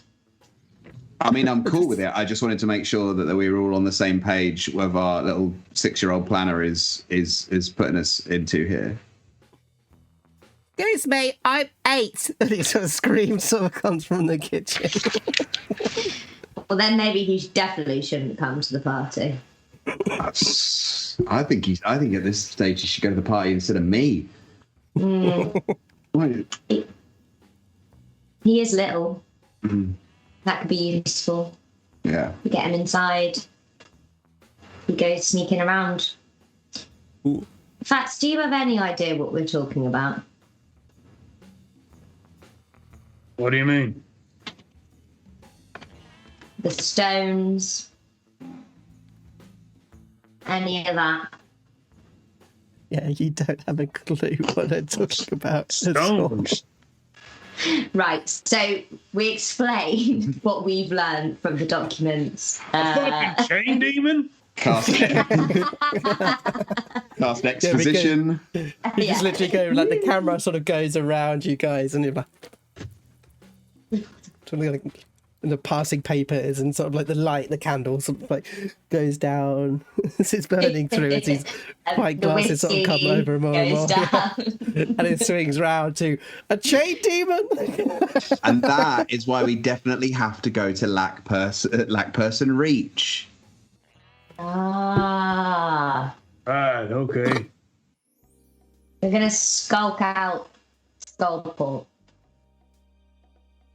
See what's going on there. Well, y'all do what you need to do and just tell me what I need to do, because I'm not working on all fucking cylinders or some shit right now.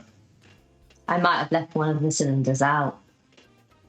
And then Baggi like smiles. Big Phatts like, I haven't really done that. You replaced my heart with an egg timer, I swear to God I will end you. There he is. And hang on now, right? We're in the kitchen, right? Right. Pups points in the corner of the kitchen and goes, right there.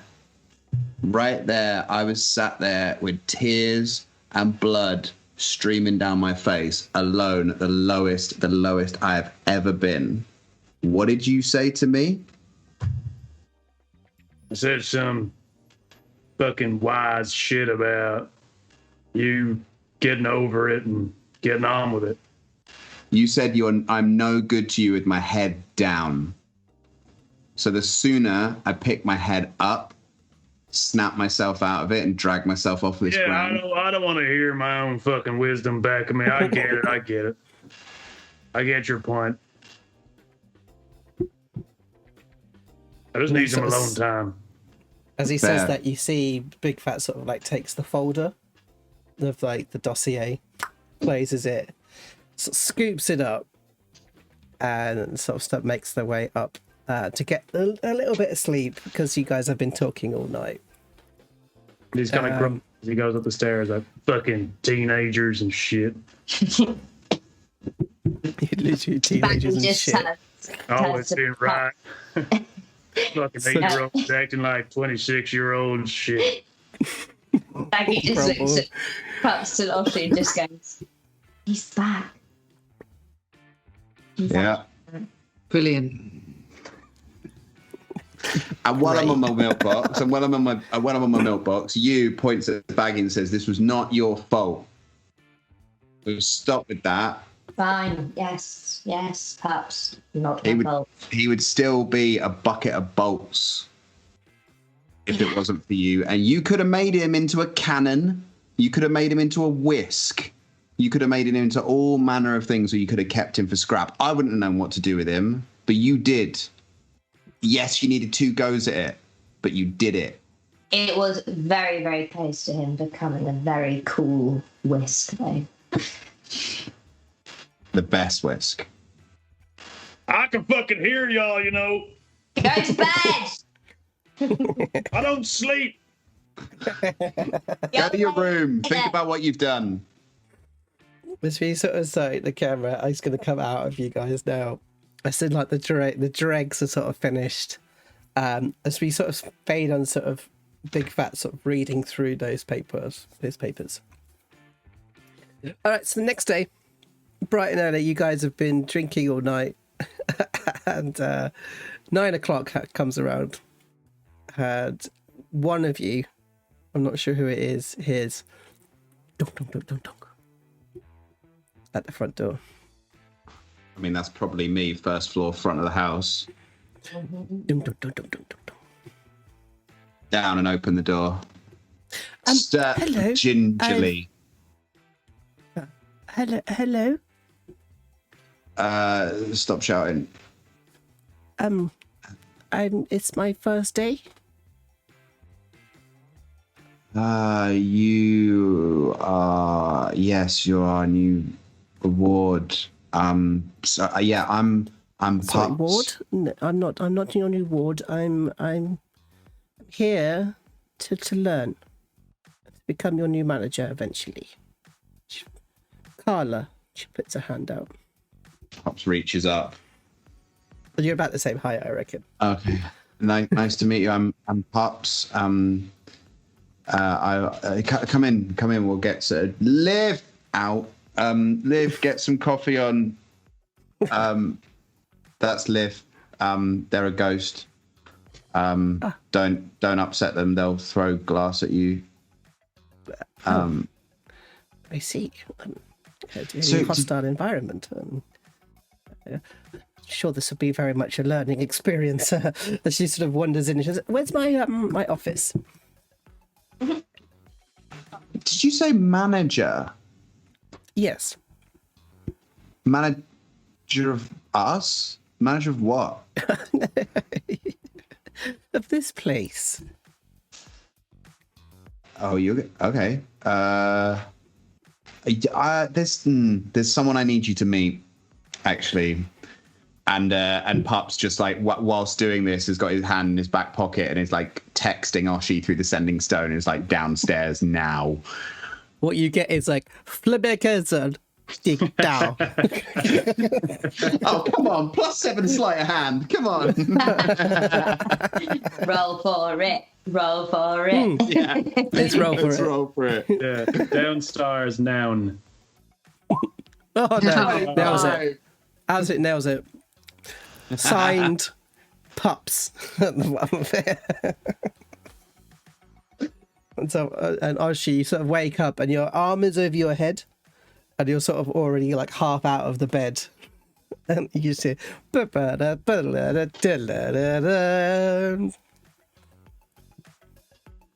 a snake emoji at the end. I managed to find one. She looks at it and she like throws it against the wall. Pups, so you just hear. Cuckoo. She'll be right down. Yeah, she'll be right down. Please. Yeah. So what have you been? What did your mum say about this place? I think you were trying to turn it into something. What is it you're trying to turn it into? Kind of like a hybrid of like a high-end members club, smoking area, maybe a couple of, card games in the back, meeting rooms, sort of like a co-working. You hear like boom, boom, boom, boom, boom, boom, boom as feet come down the stairs. And definitely a swimming pool somewhere. Oh, she sort of comes over. Writes it down. Pups. Outs. Mm-hmm. What do you want? This is Carla. Carla. And she kind of puts her hand forward. What? So this is. Do you remember yesterday when you said that Carla should come round at 9 o'clock? I can come back later if you prefer. Then Oshi just stands for maybe 20 seconds, so still with her eyes closed. And then she opens them. The whole time Carla is sort of poised. She opens them and she says to Pups, I thought Big Phatts was dealing with this. I don't know where Big Phatts is. I just heard a knock at the door. Last time that happened, there was a big explosion, so I thought I better check it out. Very good. Thank you, Pups, for this. Do you want me to go and get Phatts? No. I will deal with this. Carla, so lovely to meet you. As you can imagine, we've had a trepidatious few days. This is our business. We need it to be refurbished. So you're looking for a members club, smoking bar, swimming pool? No swimming pool. We'll need some private booths, as is ordinary. Have you ever been to a members bar? No, but however, I did design one when I was at school. I looked into kind of privacy within public spaces. So I think that what might be quite good is a bit of a security spot, maybe at the front door. And she sort of starts rattling off about kind of design specs of the space, and sort of starts talking about how there's different guilds that they might be able to get involved. And it's very clear that actually this 16-year-old, although very forward, is has insane knowledge of kind of how to actually get this done.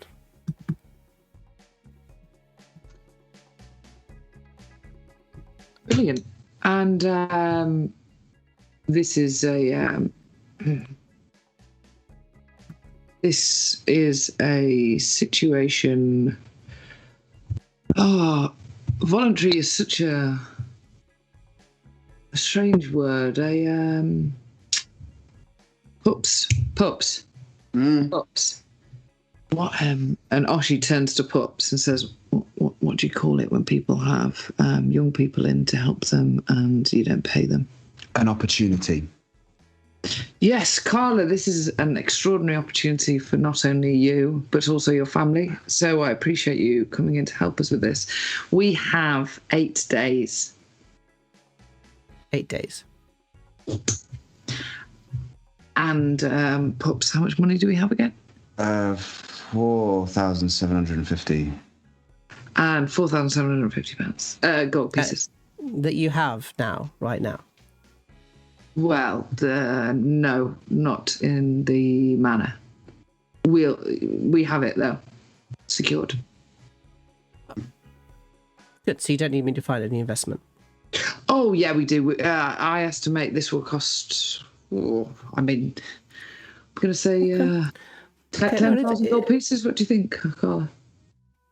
10,000. I would say close towards 2,500 probably do it. I think that maybe you seemed as if you maybe might be the ideas people. Am I right? 2,500. 2,500 probably do it. Oh, brilliant. Well, if you just come to me with any receipts of anything or budgeting, I will absolutely give you any gold pieces you need for the property. That is fantastic. I will say, though, that I am looking forward to having the name manager. Of course, that is because of, you seen, what was the word you used? Oh, yes, you used the word slavery. That was the word I was looking for.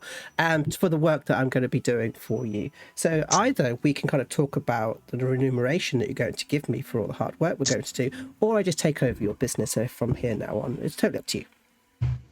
And he's sort of like, you see her sort of very much sort of shake over, and it looks to you as if Margot was like level 1. Carla is like level 20 of what Margot was like.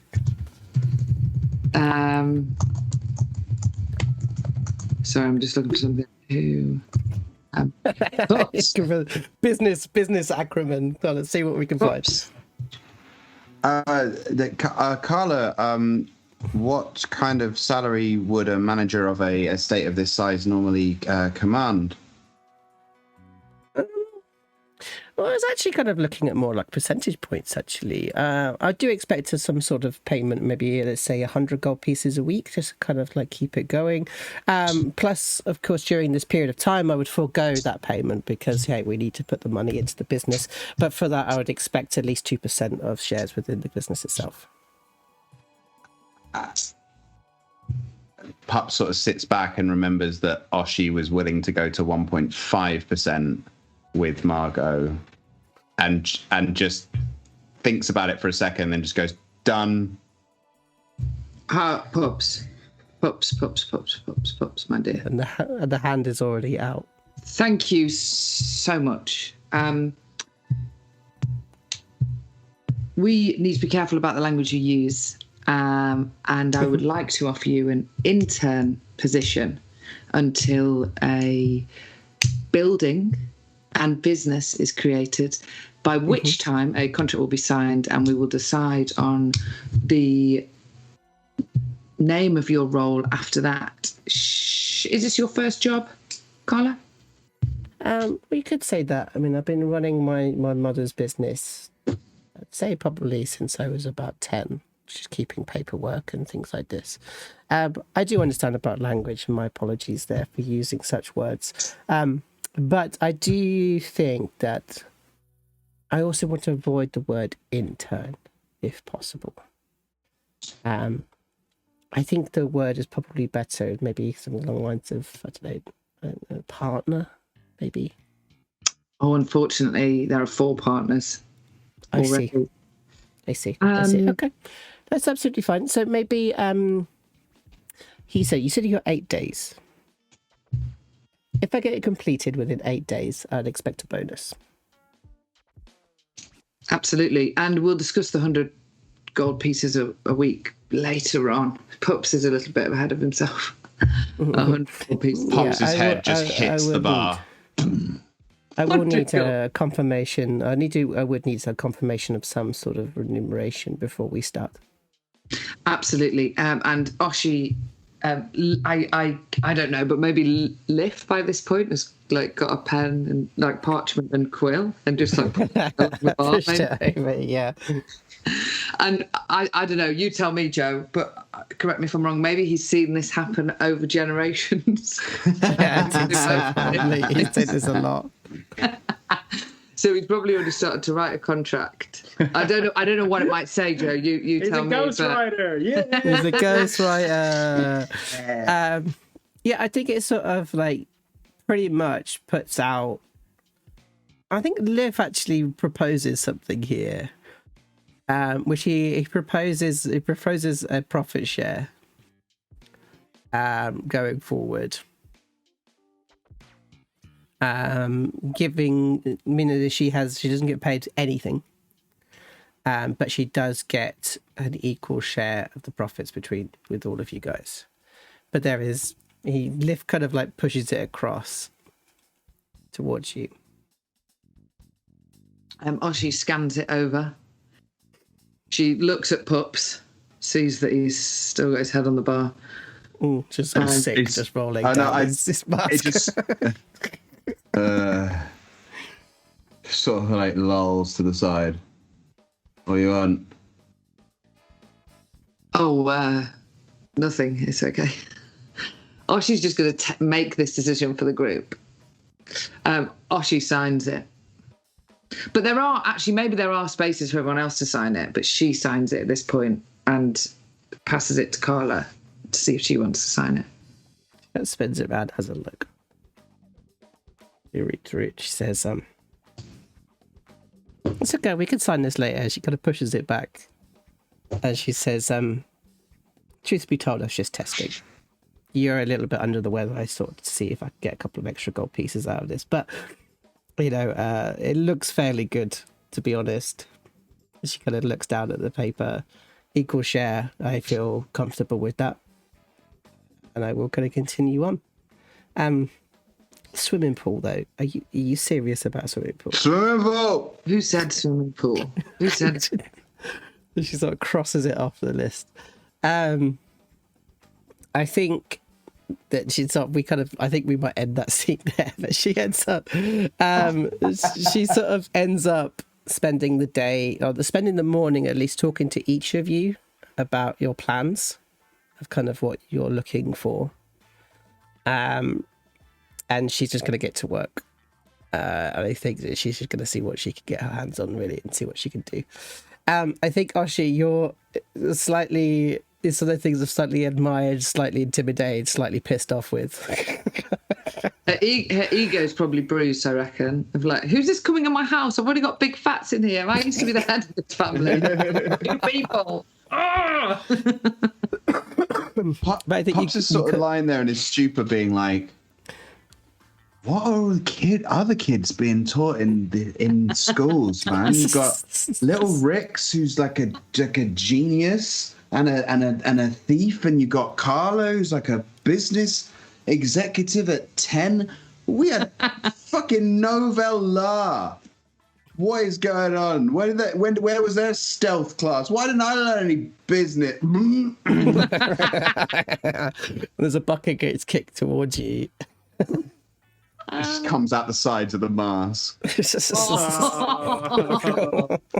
So rank. All right, so she's going to kind of like find out what you need. So what do you guys want to do today? This is probably the best question. Let's go out.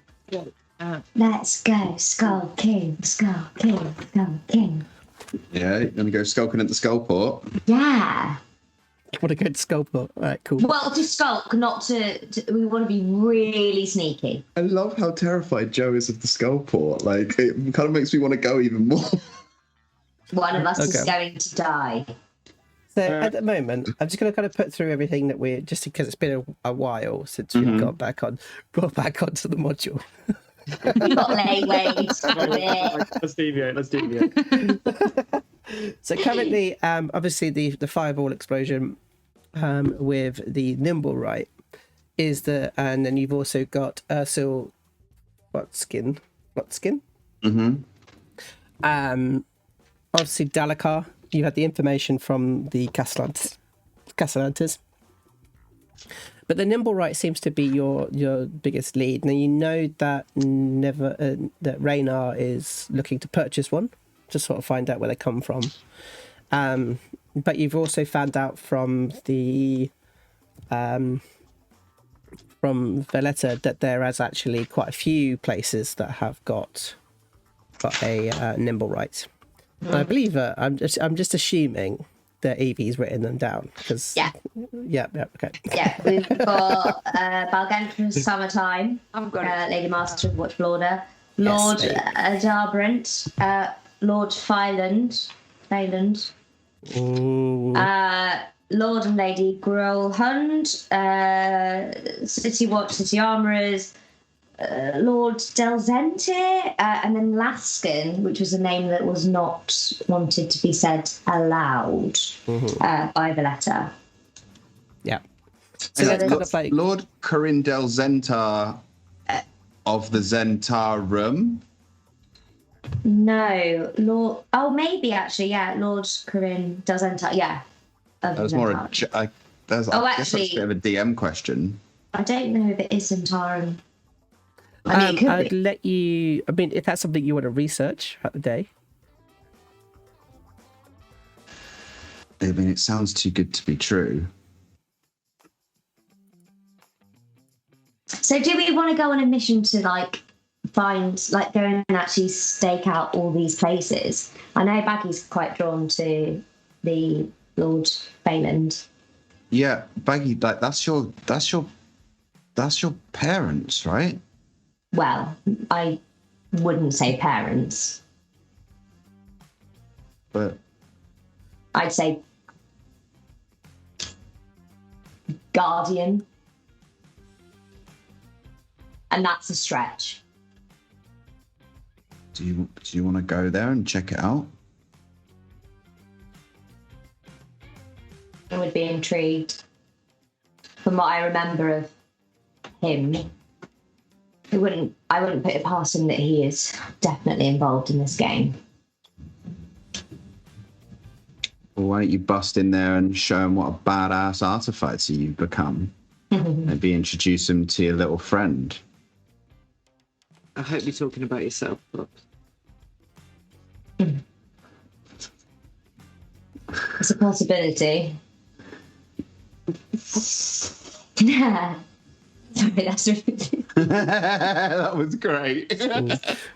You, as well as the Phalans, I think you also know, is it Summertain as well? Balgentra Yes. Summertain, because you know Yes. them from the Watchful Order. And it's another one as well. We'll follow your lead, Lady Baggalina. Oh, great. So, Baggi, you're going to go and have a look at. You want to go talk to the Phalans? Is that what you kind of want to do? Pups, you want to kind of look into families? Is that kind of your thought that you might want to do this week?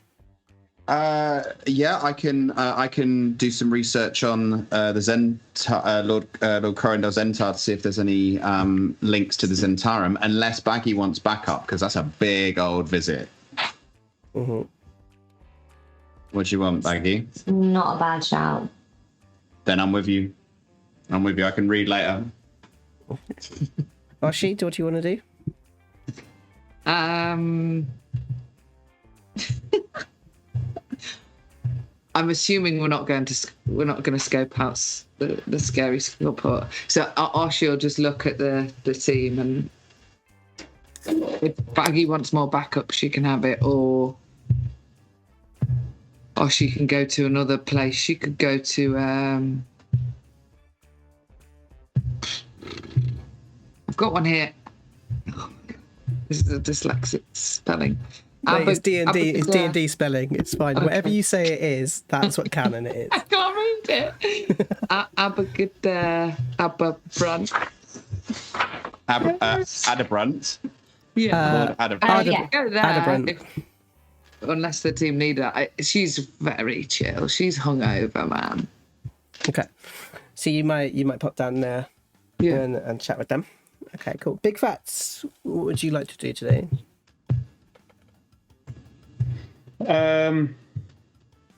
Phatts is suddenly aware that he's got an additional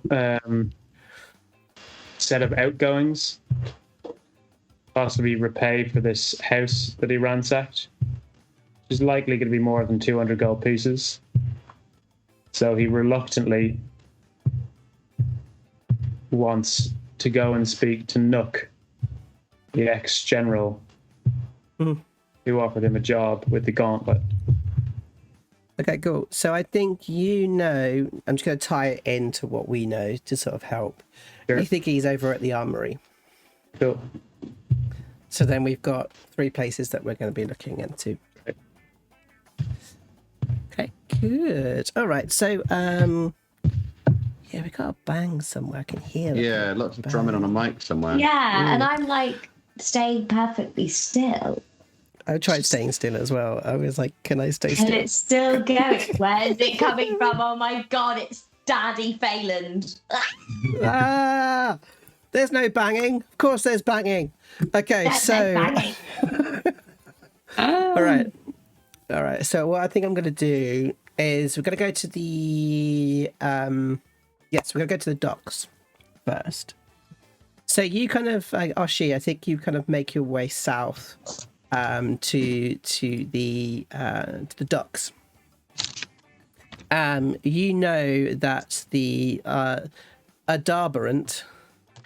Should we go with that? Adabrant? Adabra. Adabada. Abracadabrant. The Dabrant. Adabrant. Here you go. They are quite a family that has a huge shipping fleet. And so down actually further, it's kind of the north side of the dock ward. Towards like the naval harbour, so it's sort of a little bit more uptown as you go towards Deck Street, which is over. I'm going to bring everybody over to the other screen so we can see that. So there we go. Okay, so over to the Deck Street, and you see this is kind of one building which is kind of a slightly marbled building, which looks as if it's some sort of trading company. And then on the side, you see a Darbrant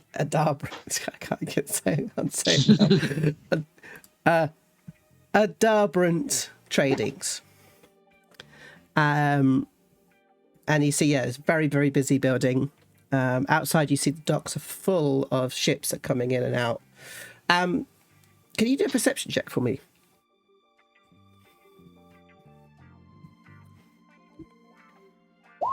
Five. Yeah, loads of ships. Okay, cool. And you kind of like start making your way up the steps. What sort of approach are you going with this? Because I know Oshi's always got an approach.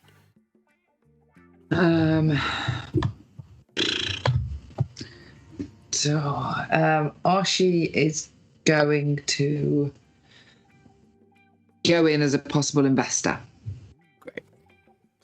And so I think you've kind of like, you've got yourself looking good. You've got your parasol in the summer sun. But you've also, you've got that kind of straight business look. Possibly a briefcase wanker? Are you a briefcase wanker? Or... Yeah, okay, briefcase wanker. Cool. And that's what she used the torture kit. Yeah, exactly. That's what I was thinking. As you kind of make your way up the stairs, and you sort of like, there's loads of people coming in and out, and you go into this vast kind of open marble hall, and there's loads of desks that go along the sides of it, many of which have got different names upon them.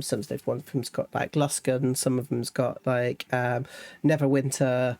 They've got places like Port Noinzaru. You've got these kind of different city names that are kind of going across, and right at the end is a large desk, which is general inquiries.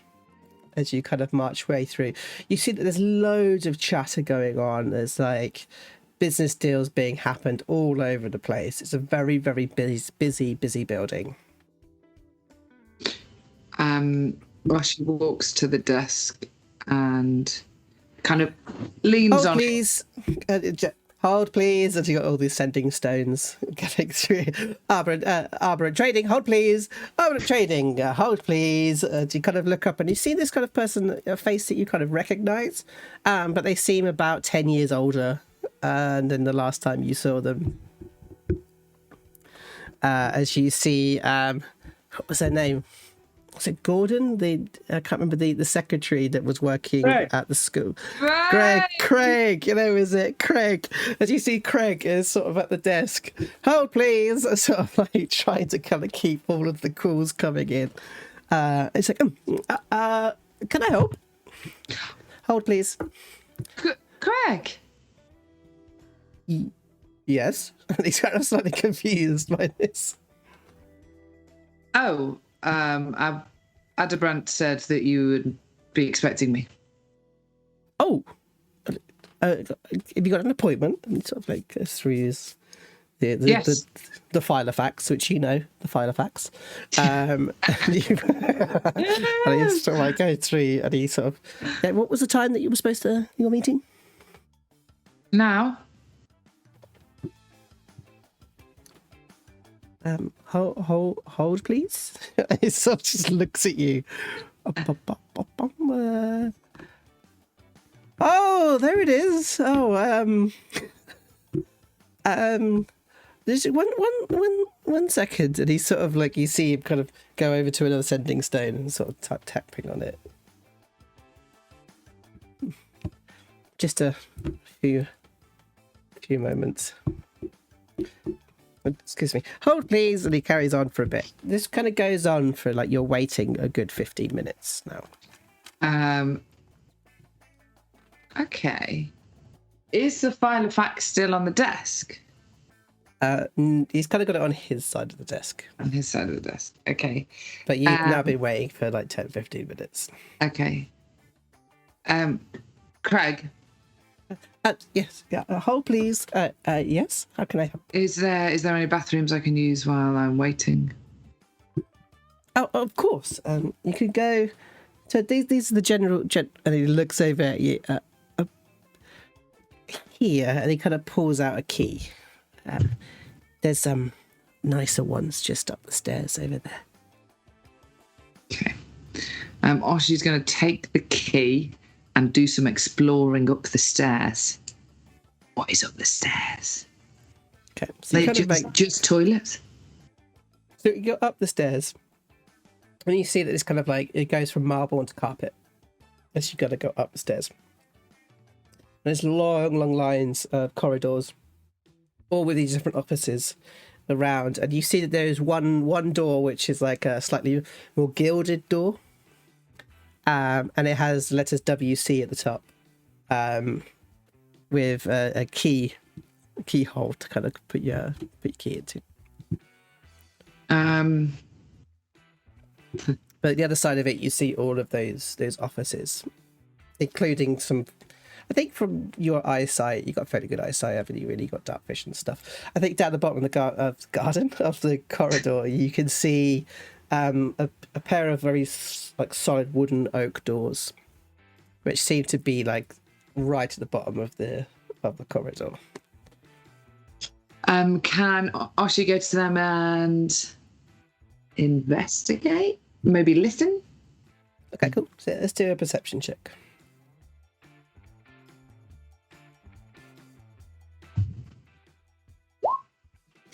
Oh, baby, rolling high. And you're sort of like listening like this. You can't really hear very much. And then the door opens. Excuse me. And Oshi allows herself to fall to the floor. Oh. I think this hand kind of comes down and sort of helps you up. But like, I'll help you up, but excuse me. Oh, I'm ever so sorry. I was looking for the bathroom. Ada Brandt, I'm sorry, my lord. And she bows. Of course. Sorry, what was your name? Pardon? What was your name? My name is Lavinia. Lavinia. Are you new here? Oh, no, I don't work here. I was supposed to be having a meeting. My father sent me. I was supposed to be having a meeting in regards to an internship with the head of investments. Ah, I see. And what is your father's name? He's. I'm so sorry. I think I banged my head on the floor as I fell down. Do you want to do a history check for me? Use a bomb. Use a bomb, for God's sake. Use a bomb. I'll use a bomb. Hey! There we go. 12! All right. I want you to take a name from like an influential name for somebody at a party that you know and use that as a family name. Okay. His name is going to be... Oh my God. You can't think of anything. Latruska. Latruska. And he kind of looks at you for a second. I'm going to do a roll on that because it's a 12. Thank you, Labette. Much appreciated. Well, so do a quick roll on this. I'm giving you disadvantage, Joe. Okay, so it's 13 and a 6. Okay, it's like Liberta. Robbie. Liberta. Oh, yes. I'm so glad you know him so well. Only his friends call him that. Oh, I haven't heard from Robbie since prep school. How is he? Unfortunately, not well. That's why he's obviously sending his eldest out. Unfortunately, my mother passed a few years ago, and since then he's been going downhill. His a little bit like mine. His mind is all over the place. And come in, and he sort of like ushers you into his office. As we see Oshi kind of make her way into the office of Lord Arborant of the Arborant Trading Company in search of see if she could find anything to do with this these Nimblewrights that have been around. As you kind of walk in, you see this beautiful long desk and this long office. And he kind of like, please take a seat. As you sit down, and he goes, please, get her a drink. What would you like to drink? Oh, a jasmine tea would be delightful. A jasmine tea, please. You see, and you hear this kadoosh, and it feels as if the floorboards are sort of like slightly shaking with every step. You see, what has Robbie been up to? I mean, I didn't even know he had a daughter. Oh, yes, there was 2 of us, but goodness me, I feel like I'm just coming with bad news. My twin, Latrinia, she passed when we were very young, so I wasn't really. We didn't really talk about it. It wasn't talked about much. I'm so sorry. I'm just so shocked that I'm here. What's that? What was that shaking noise? It's. And you hear this like the sound of china sort of shaking as every step. As this like and this like metallic hand comes over and places down a cup of tea. And Oshi lets out a little squeal. Oh no! Please do not be worried. This is our Nimblewright. It's a newfound fashion. Oh,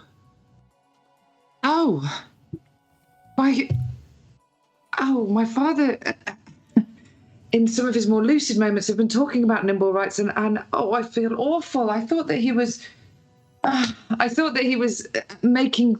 Oh gosh, sorry, my lord. Apologies. I didn't realise they were a real thing. I thought it was something out of his imagination. As he's got more poorly, he's creating worlds. A Nimblewright. I think he must have wanted one, or want one, or have seen one. Do you want to do a performance check for me, please? Have I got any bombs? Bomb me. Any bombs? 1. Go. Do it. 11. 11. It's like, I don't remember Robbie ever talking about Luskan. Oh, maybe here's some sort of interest he had afterwards. But this is our Nimblewright. You kind of look up at the Nimblewright, and you see this one has completely black onyx eyes, and its face is literally permanently like this. And a complete scowl. Squeal as she looks at his face.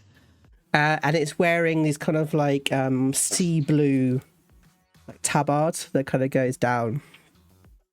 And he kind of like, and it's got a very small, like tiny little, like almost like pencil mustache, like this kind of stamped on in brass. As it goes back, you also notice that it has almost, it looks like a glass like bead in its chest as well, about here. So you're interested in investments? Oh, yes. I've had quite a knack for it, actually. I remember my father gave me 5 gold pieces, and do you like lemon sherbets? Oh, I love a lemon sherbet. Oh, well, they're my favourite sweets. Well, I went and I invested the 5 gold pieces, and I bought 5 jars of lemon sherbets, and I actually had 1,000%, 100%, 1,000%. I always get confused by zeros, which is what my father always says will stop me. 1,000% profit after a week in school. I sold all the lemon sherbets to the children. Well, obviously, other children, students like myself. I see. So you were very interested in the supply and demand of product. Yes, and very interested in gold pieces. And what is it you're working on now? I'm currently looking for... I'm actually very interested in water and salt water, specifically the sea. I spend much of my life looking out onto it, and that's why I love being at the port, and my father told me to come and see you. Right. There's a sudden moment of like what have I done here?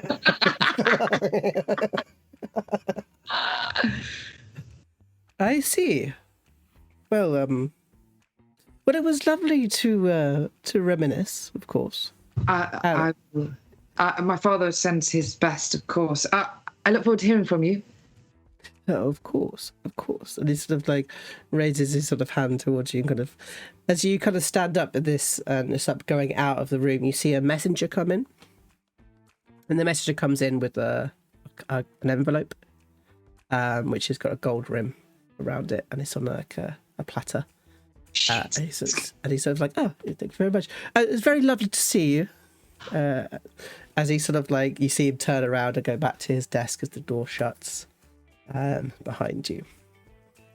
Okay, so we're gonna go. So can I do one little thing? Oshi, of course you can. Walks back downstairs, slams the key on the desk at Craig and says, "I never did get my fucking letters," and walks out. And he's like, hold please. It's like the last thing that we kind of hear. Once we kind of go over to another part of the city, so we're going to go to... I'm surprised you didn't try and get that gold piece back. I know, right? No, fuming. Oh, my headphones have just died on me, which means I'm not going to be able to... Hopefully this is not going to feed back at all. I think we're going to be all right. All right, we're going to crack on. We've only got 15 minutes left anyway, so we're going to go across to the armourers and to the other side of the city. So let's go across to... Actually, quite close to where we originally sort of started. Which is over on the north gate. Is over here. Don't know if that's moved it or not. Probably not. No, my luck. There we go. That's better. All right, so you kind of move over to the armorers, and the armorers are. Oh no, sorry, I didn't. Well, they are there now. You sort of see this kind of huge building made out of brick and metal. It seems to be a very functional building. There seems to also be like almost like 2 or 3 parts of the complex. One part is also a smelter and a blacksmith, and the other side is more of the sort of storage for all of the swords and everything else. And as you kind of make your way through Big Phatts, through the kind of the main gates, you sort of like these 2 spears sort of come down in front of you, and you see these 2 guards. I'm here to see Nook. And they sort of like stay shut, and they're like, "Citizen, please, this is a restricted area." Tell him Big Phatts is here. They want to see me. So one kind of like steps. One sort of moves to the center and sort of takes a defensive position, and while the other one runs off. Wait. So let's say that again. I'll wait. The other one sort of stands there as the other one kind of comes back about 5 minutes later, and he is sprinting when he comes back and sort of taps the other one on the shoulder, and it's like... And as he's running back, we're actually opening in a couple of days' time, so if you want to try this special blend of mine, then I could probably do you a good deal. Take my card. And there's literally like he puts forward, takes the card, goes back to position. As the other one sort of taps him on the shoulder and goes, rhubarb. It's like, what? It's like, shut up. It's like, looks over at you and then sort of steps out the way. My apologies, Sergeant. Please, and General Nook is good to see you.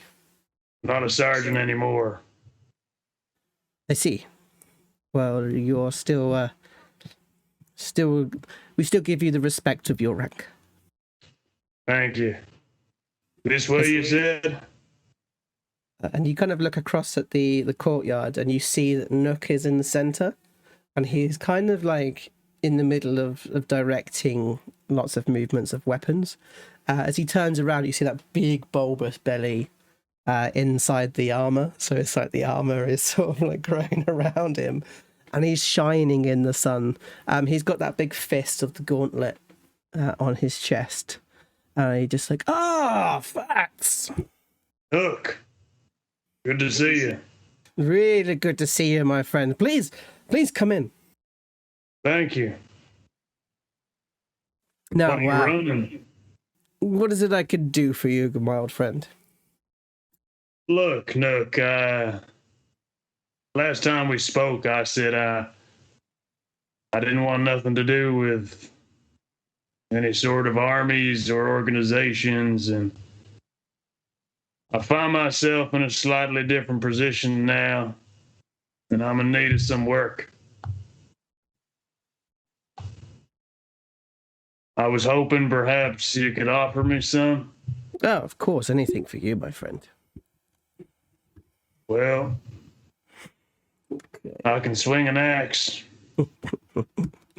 We all know that you can swing an axe, my friend, for sure. But let me just kind of have a think upon it.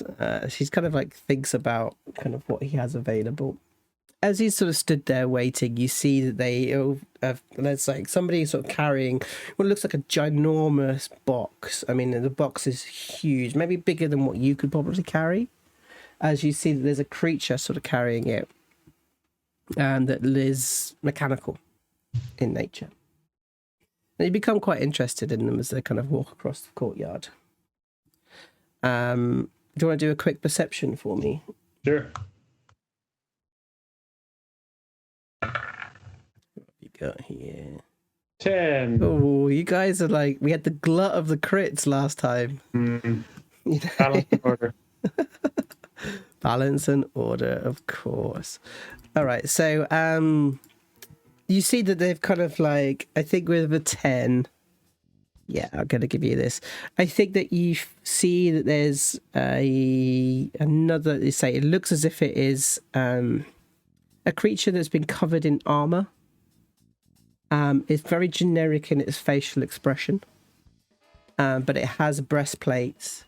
It has like shoulder armory and greaves. Is that right, Dan? Greaves.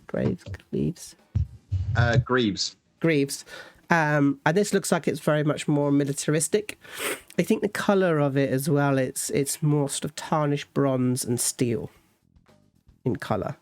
As he kind of looks for certain, as he sort of comes back and sort of returns to you in a kind of a strange way.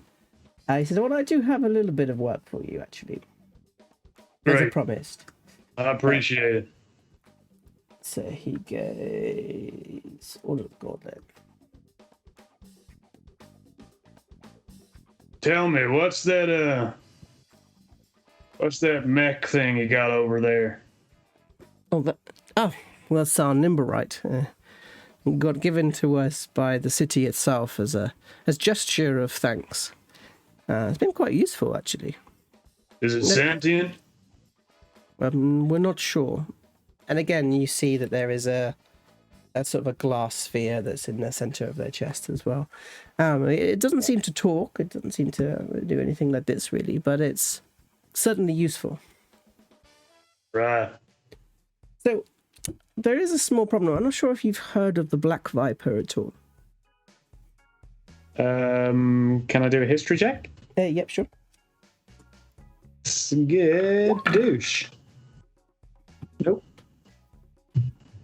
I'm guessing it's not the snake. Unfortunately not. No, there is the Black Viper was once a legendary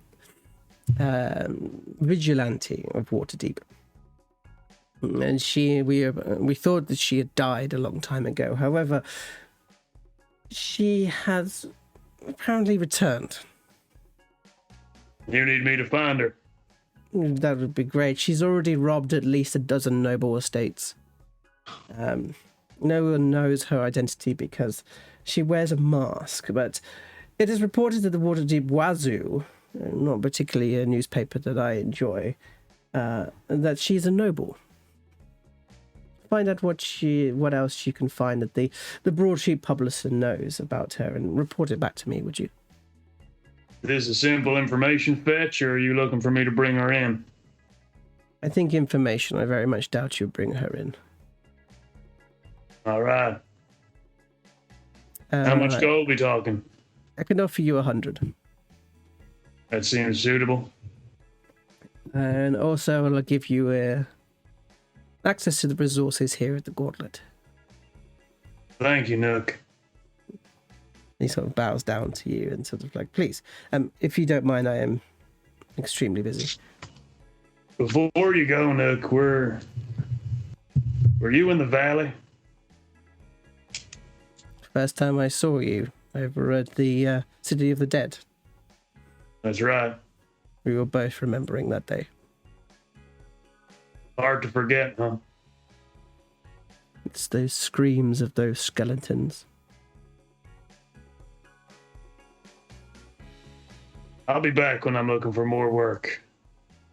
And it'll be here for you. Thank you, Nook. And he kind of like takes hold of like a symbol, like puts his hand in his pocket, and there's like a big metal symbol of a gauntlet. Can I offer you this? You willing to do a trial period? It puts it down in your hand, of course. And hey, Nook, maybe give your Nimblewright a little rest every now and then. Just because you don't know it speaks, don't mean it's not sentient. It might want to break. Do you want to do a quick persuasion check on that? I'm going to use a bomb. Mm-hmm. Actually, don't need to use a bomb, I'll give you advantage. 10. Not great. 10. Never thought of it in that way, but what harm could it give to give a little break? A lot of people are saying machines are dangerous. I've seen that. I also understand that you may also have something to do with that thought. Or at least been a catalyst. Yeah. Well, my old friend, if anyone comes to me and asks, I'll punch them in the jaw. I'm sure that will help the argument. Thanks. And sort of as you turn, you sort of march out of the square. And you hear a couple of things. One, you hear Nook shouting over to the Nimblewright to drop the box for a bit. But you also see there's a number of younger recruits that are kind of looking at you as you leave. As we kind of take our way across the city, we're all over the city today. This is great. Across the city to Jolthun Street, which is Jolthun Street and Copper Street. As we stand on a short street, looking up at a dark shadow as the sun, as sort of the afternoon sun kind of moves around behind the villa itself. As we see this dark shadow over that casts across the street itself, the great dark gates of the monsters that kind of crawl across and hold the gate together, these two kind of steel and iron creations, the emblems of the Phelan family. As we see Baggi kind of look up towards her family home, a place that she has not really stood in front of for 12 years. Baggi has her hands in her pockets and Pups is next to her, and she goes to pull out a sort of a mechanical looking compact mirror, but as she does, she realizes that sparks are flying off of her fingertips. So she very quickly pulls out some like leather gloves and puts them on and takes a deep breath. And she turns to Pups and says, "You know you have to be careful here. No one can see you. They will want you." What?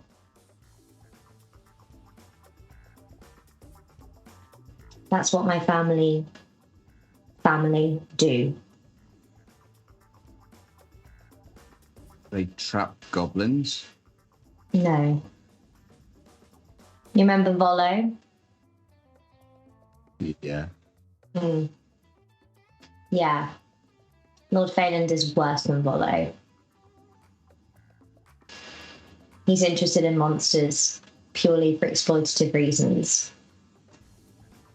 So, you get to do your sneaky. Stay away. Keep watch. I'm going to pretend that I'm here to offer them some mechanical services. Just know that you'll probably never see me, but my eyes will never leave your sight. Thank you.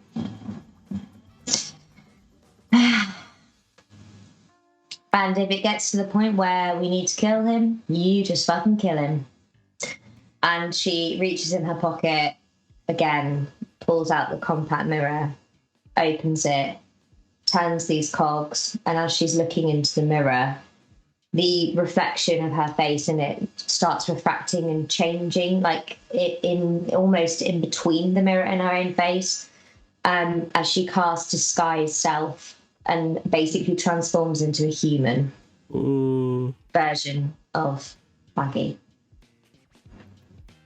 As we see kind of like you kind of do this as you walk towards the gates, there's a small shadow that just disappears next to you.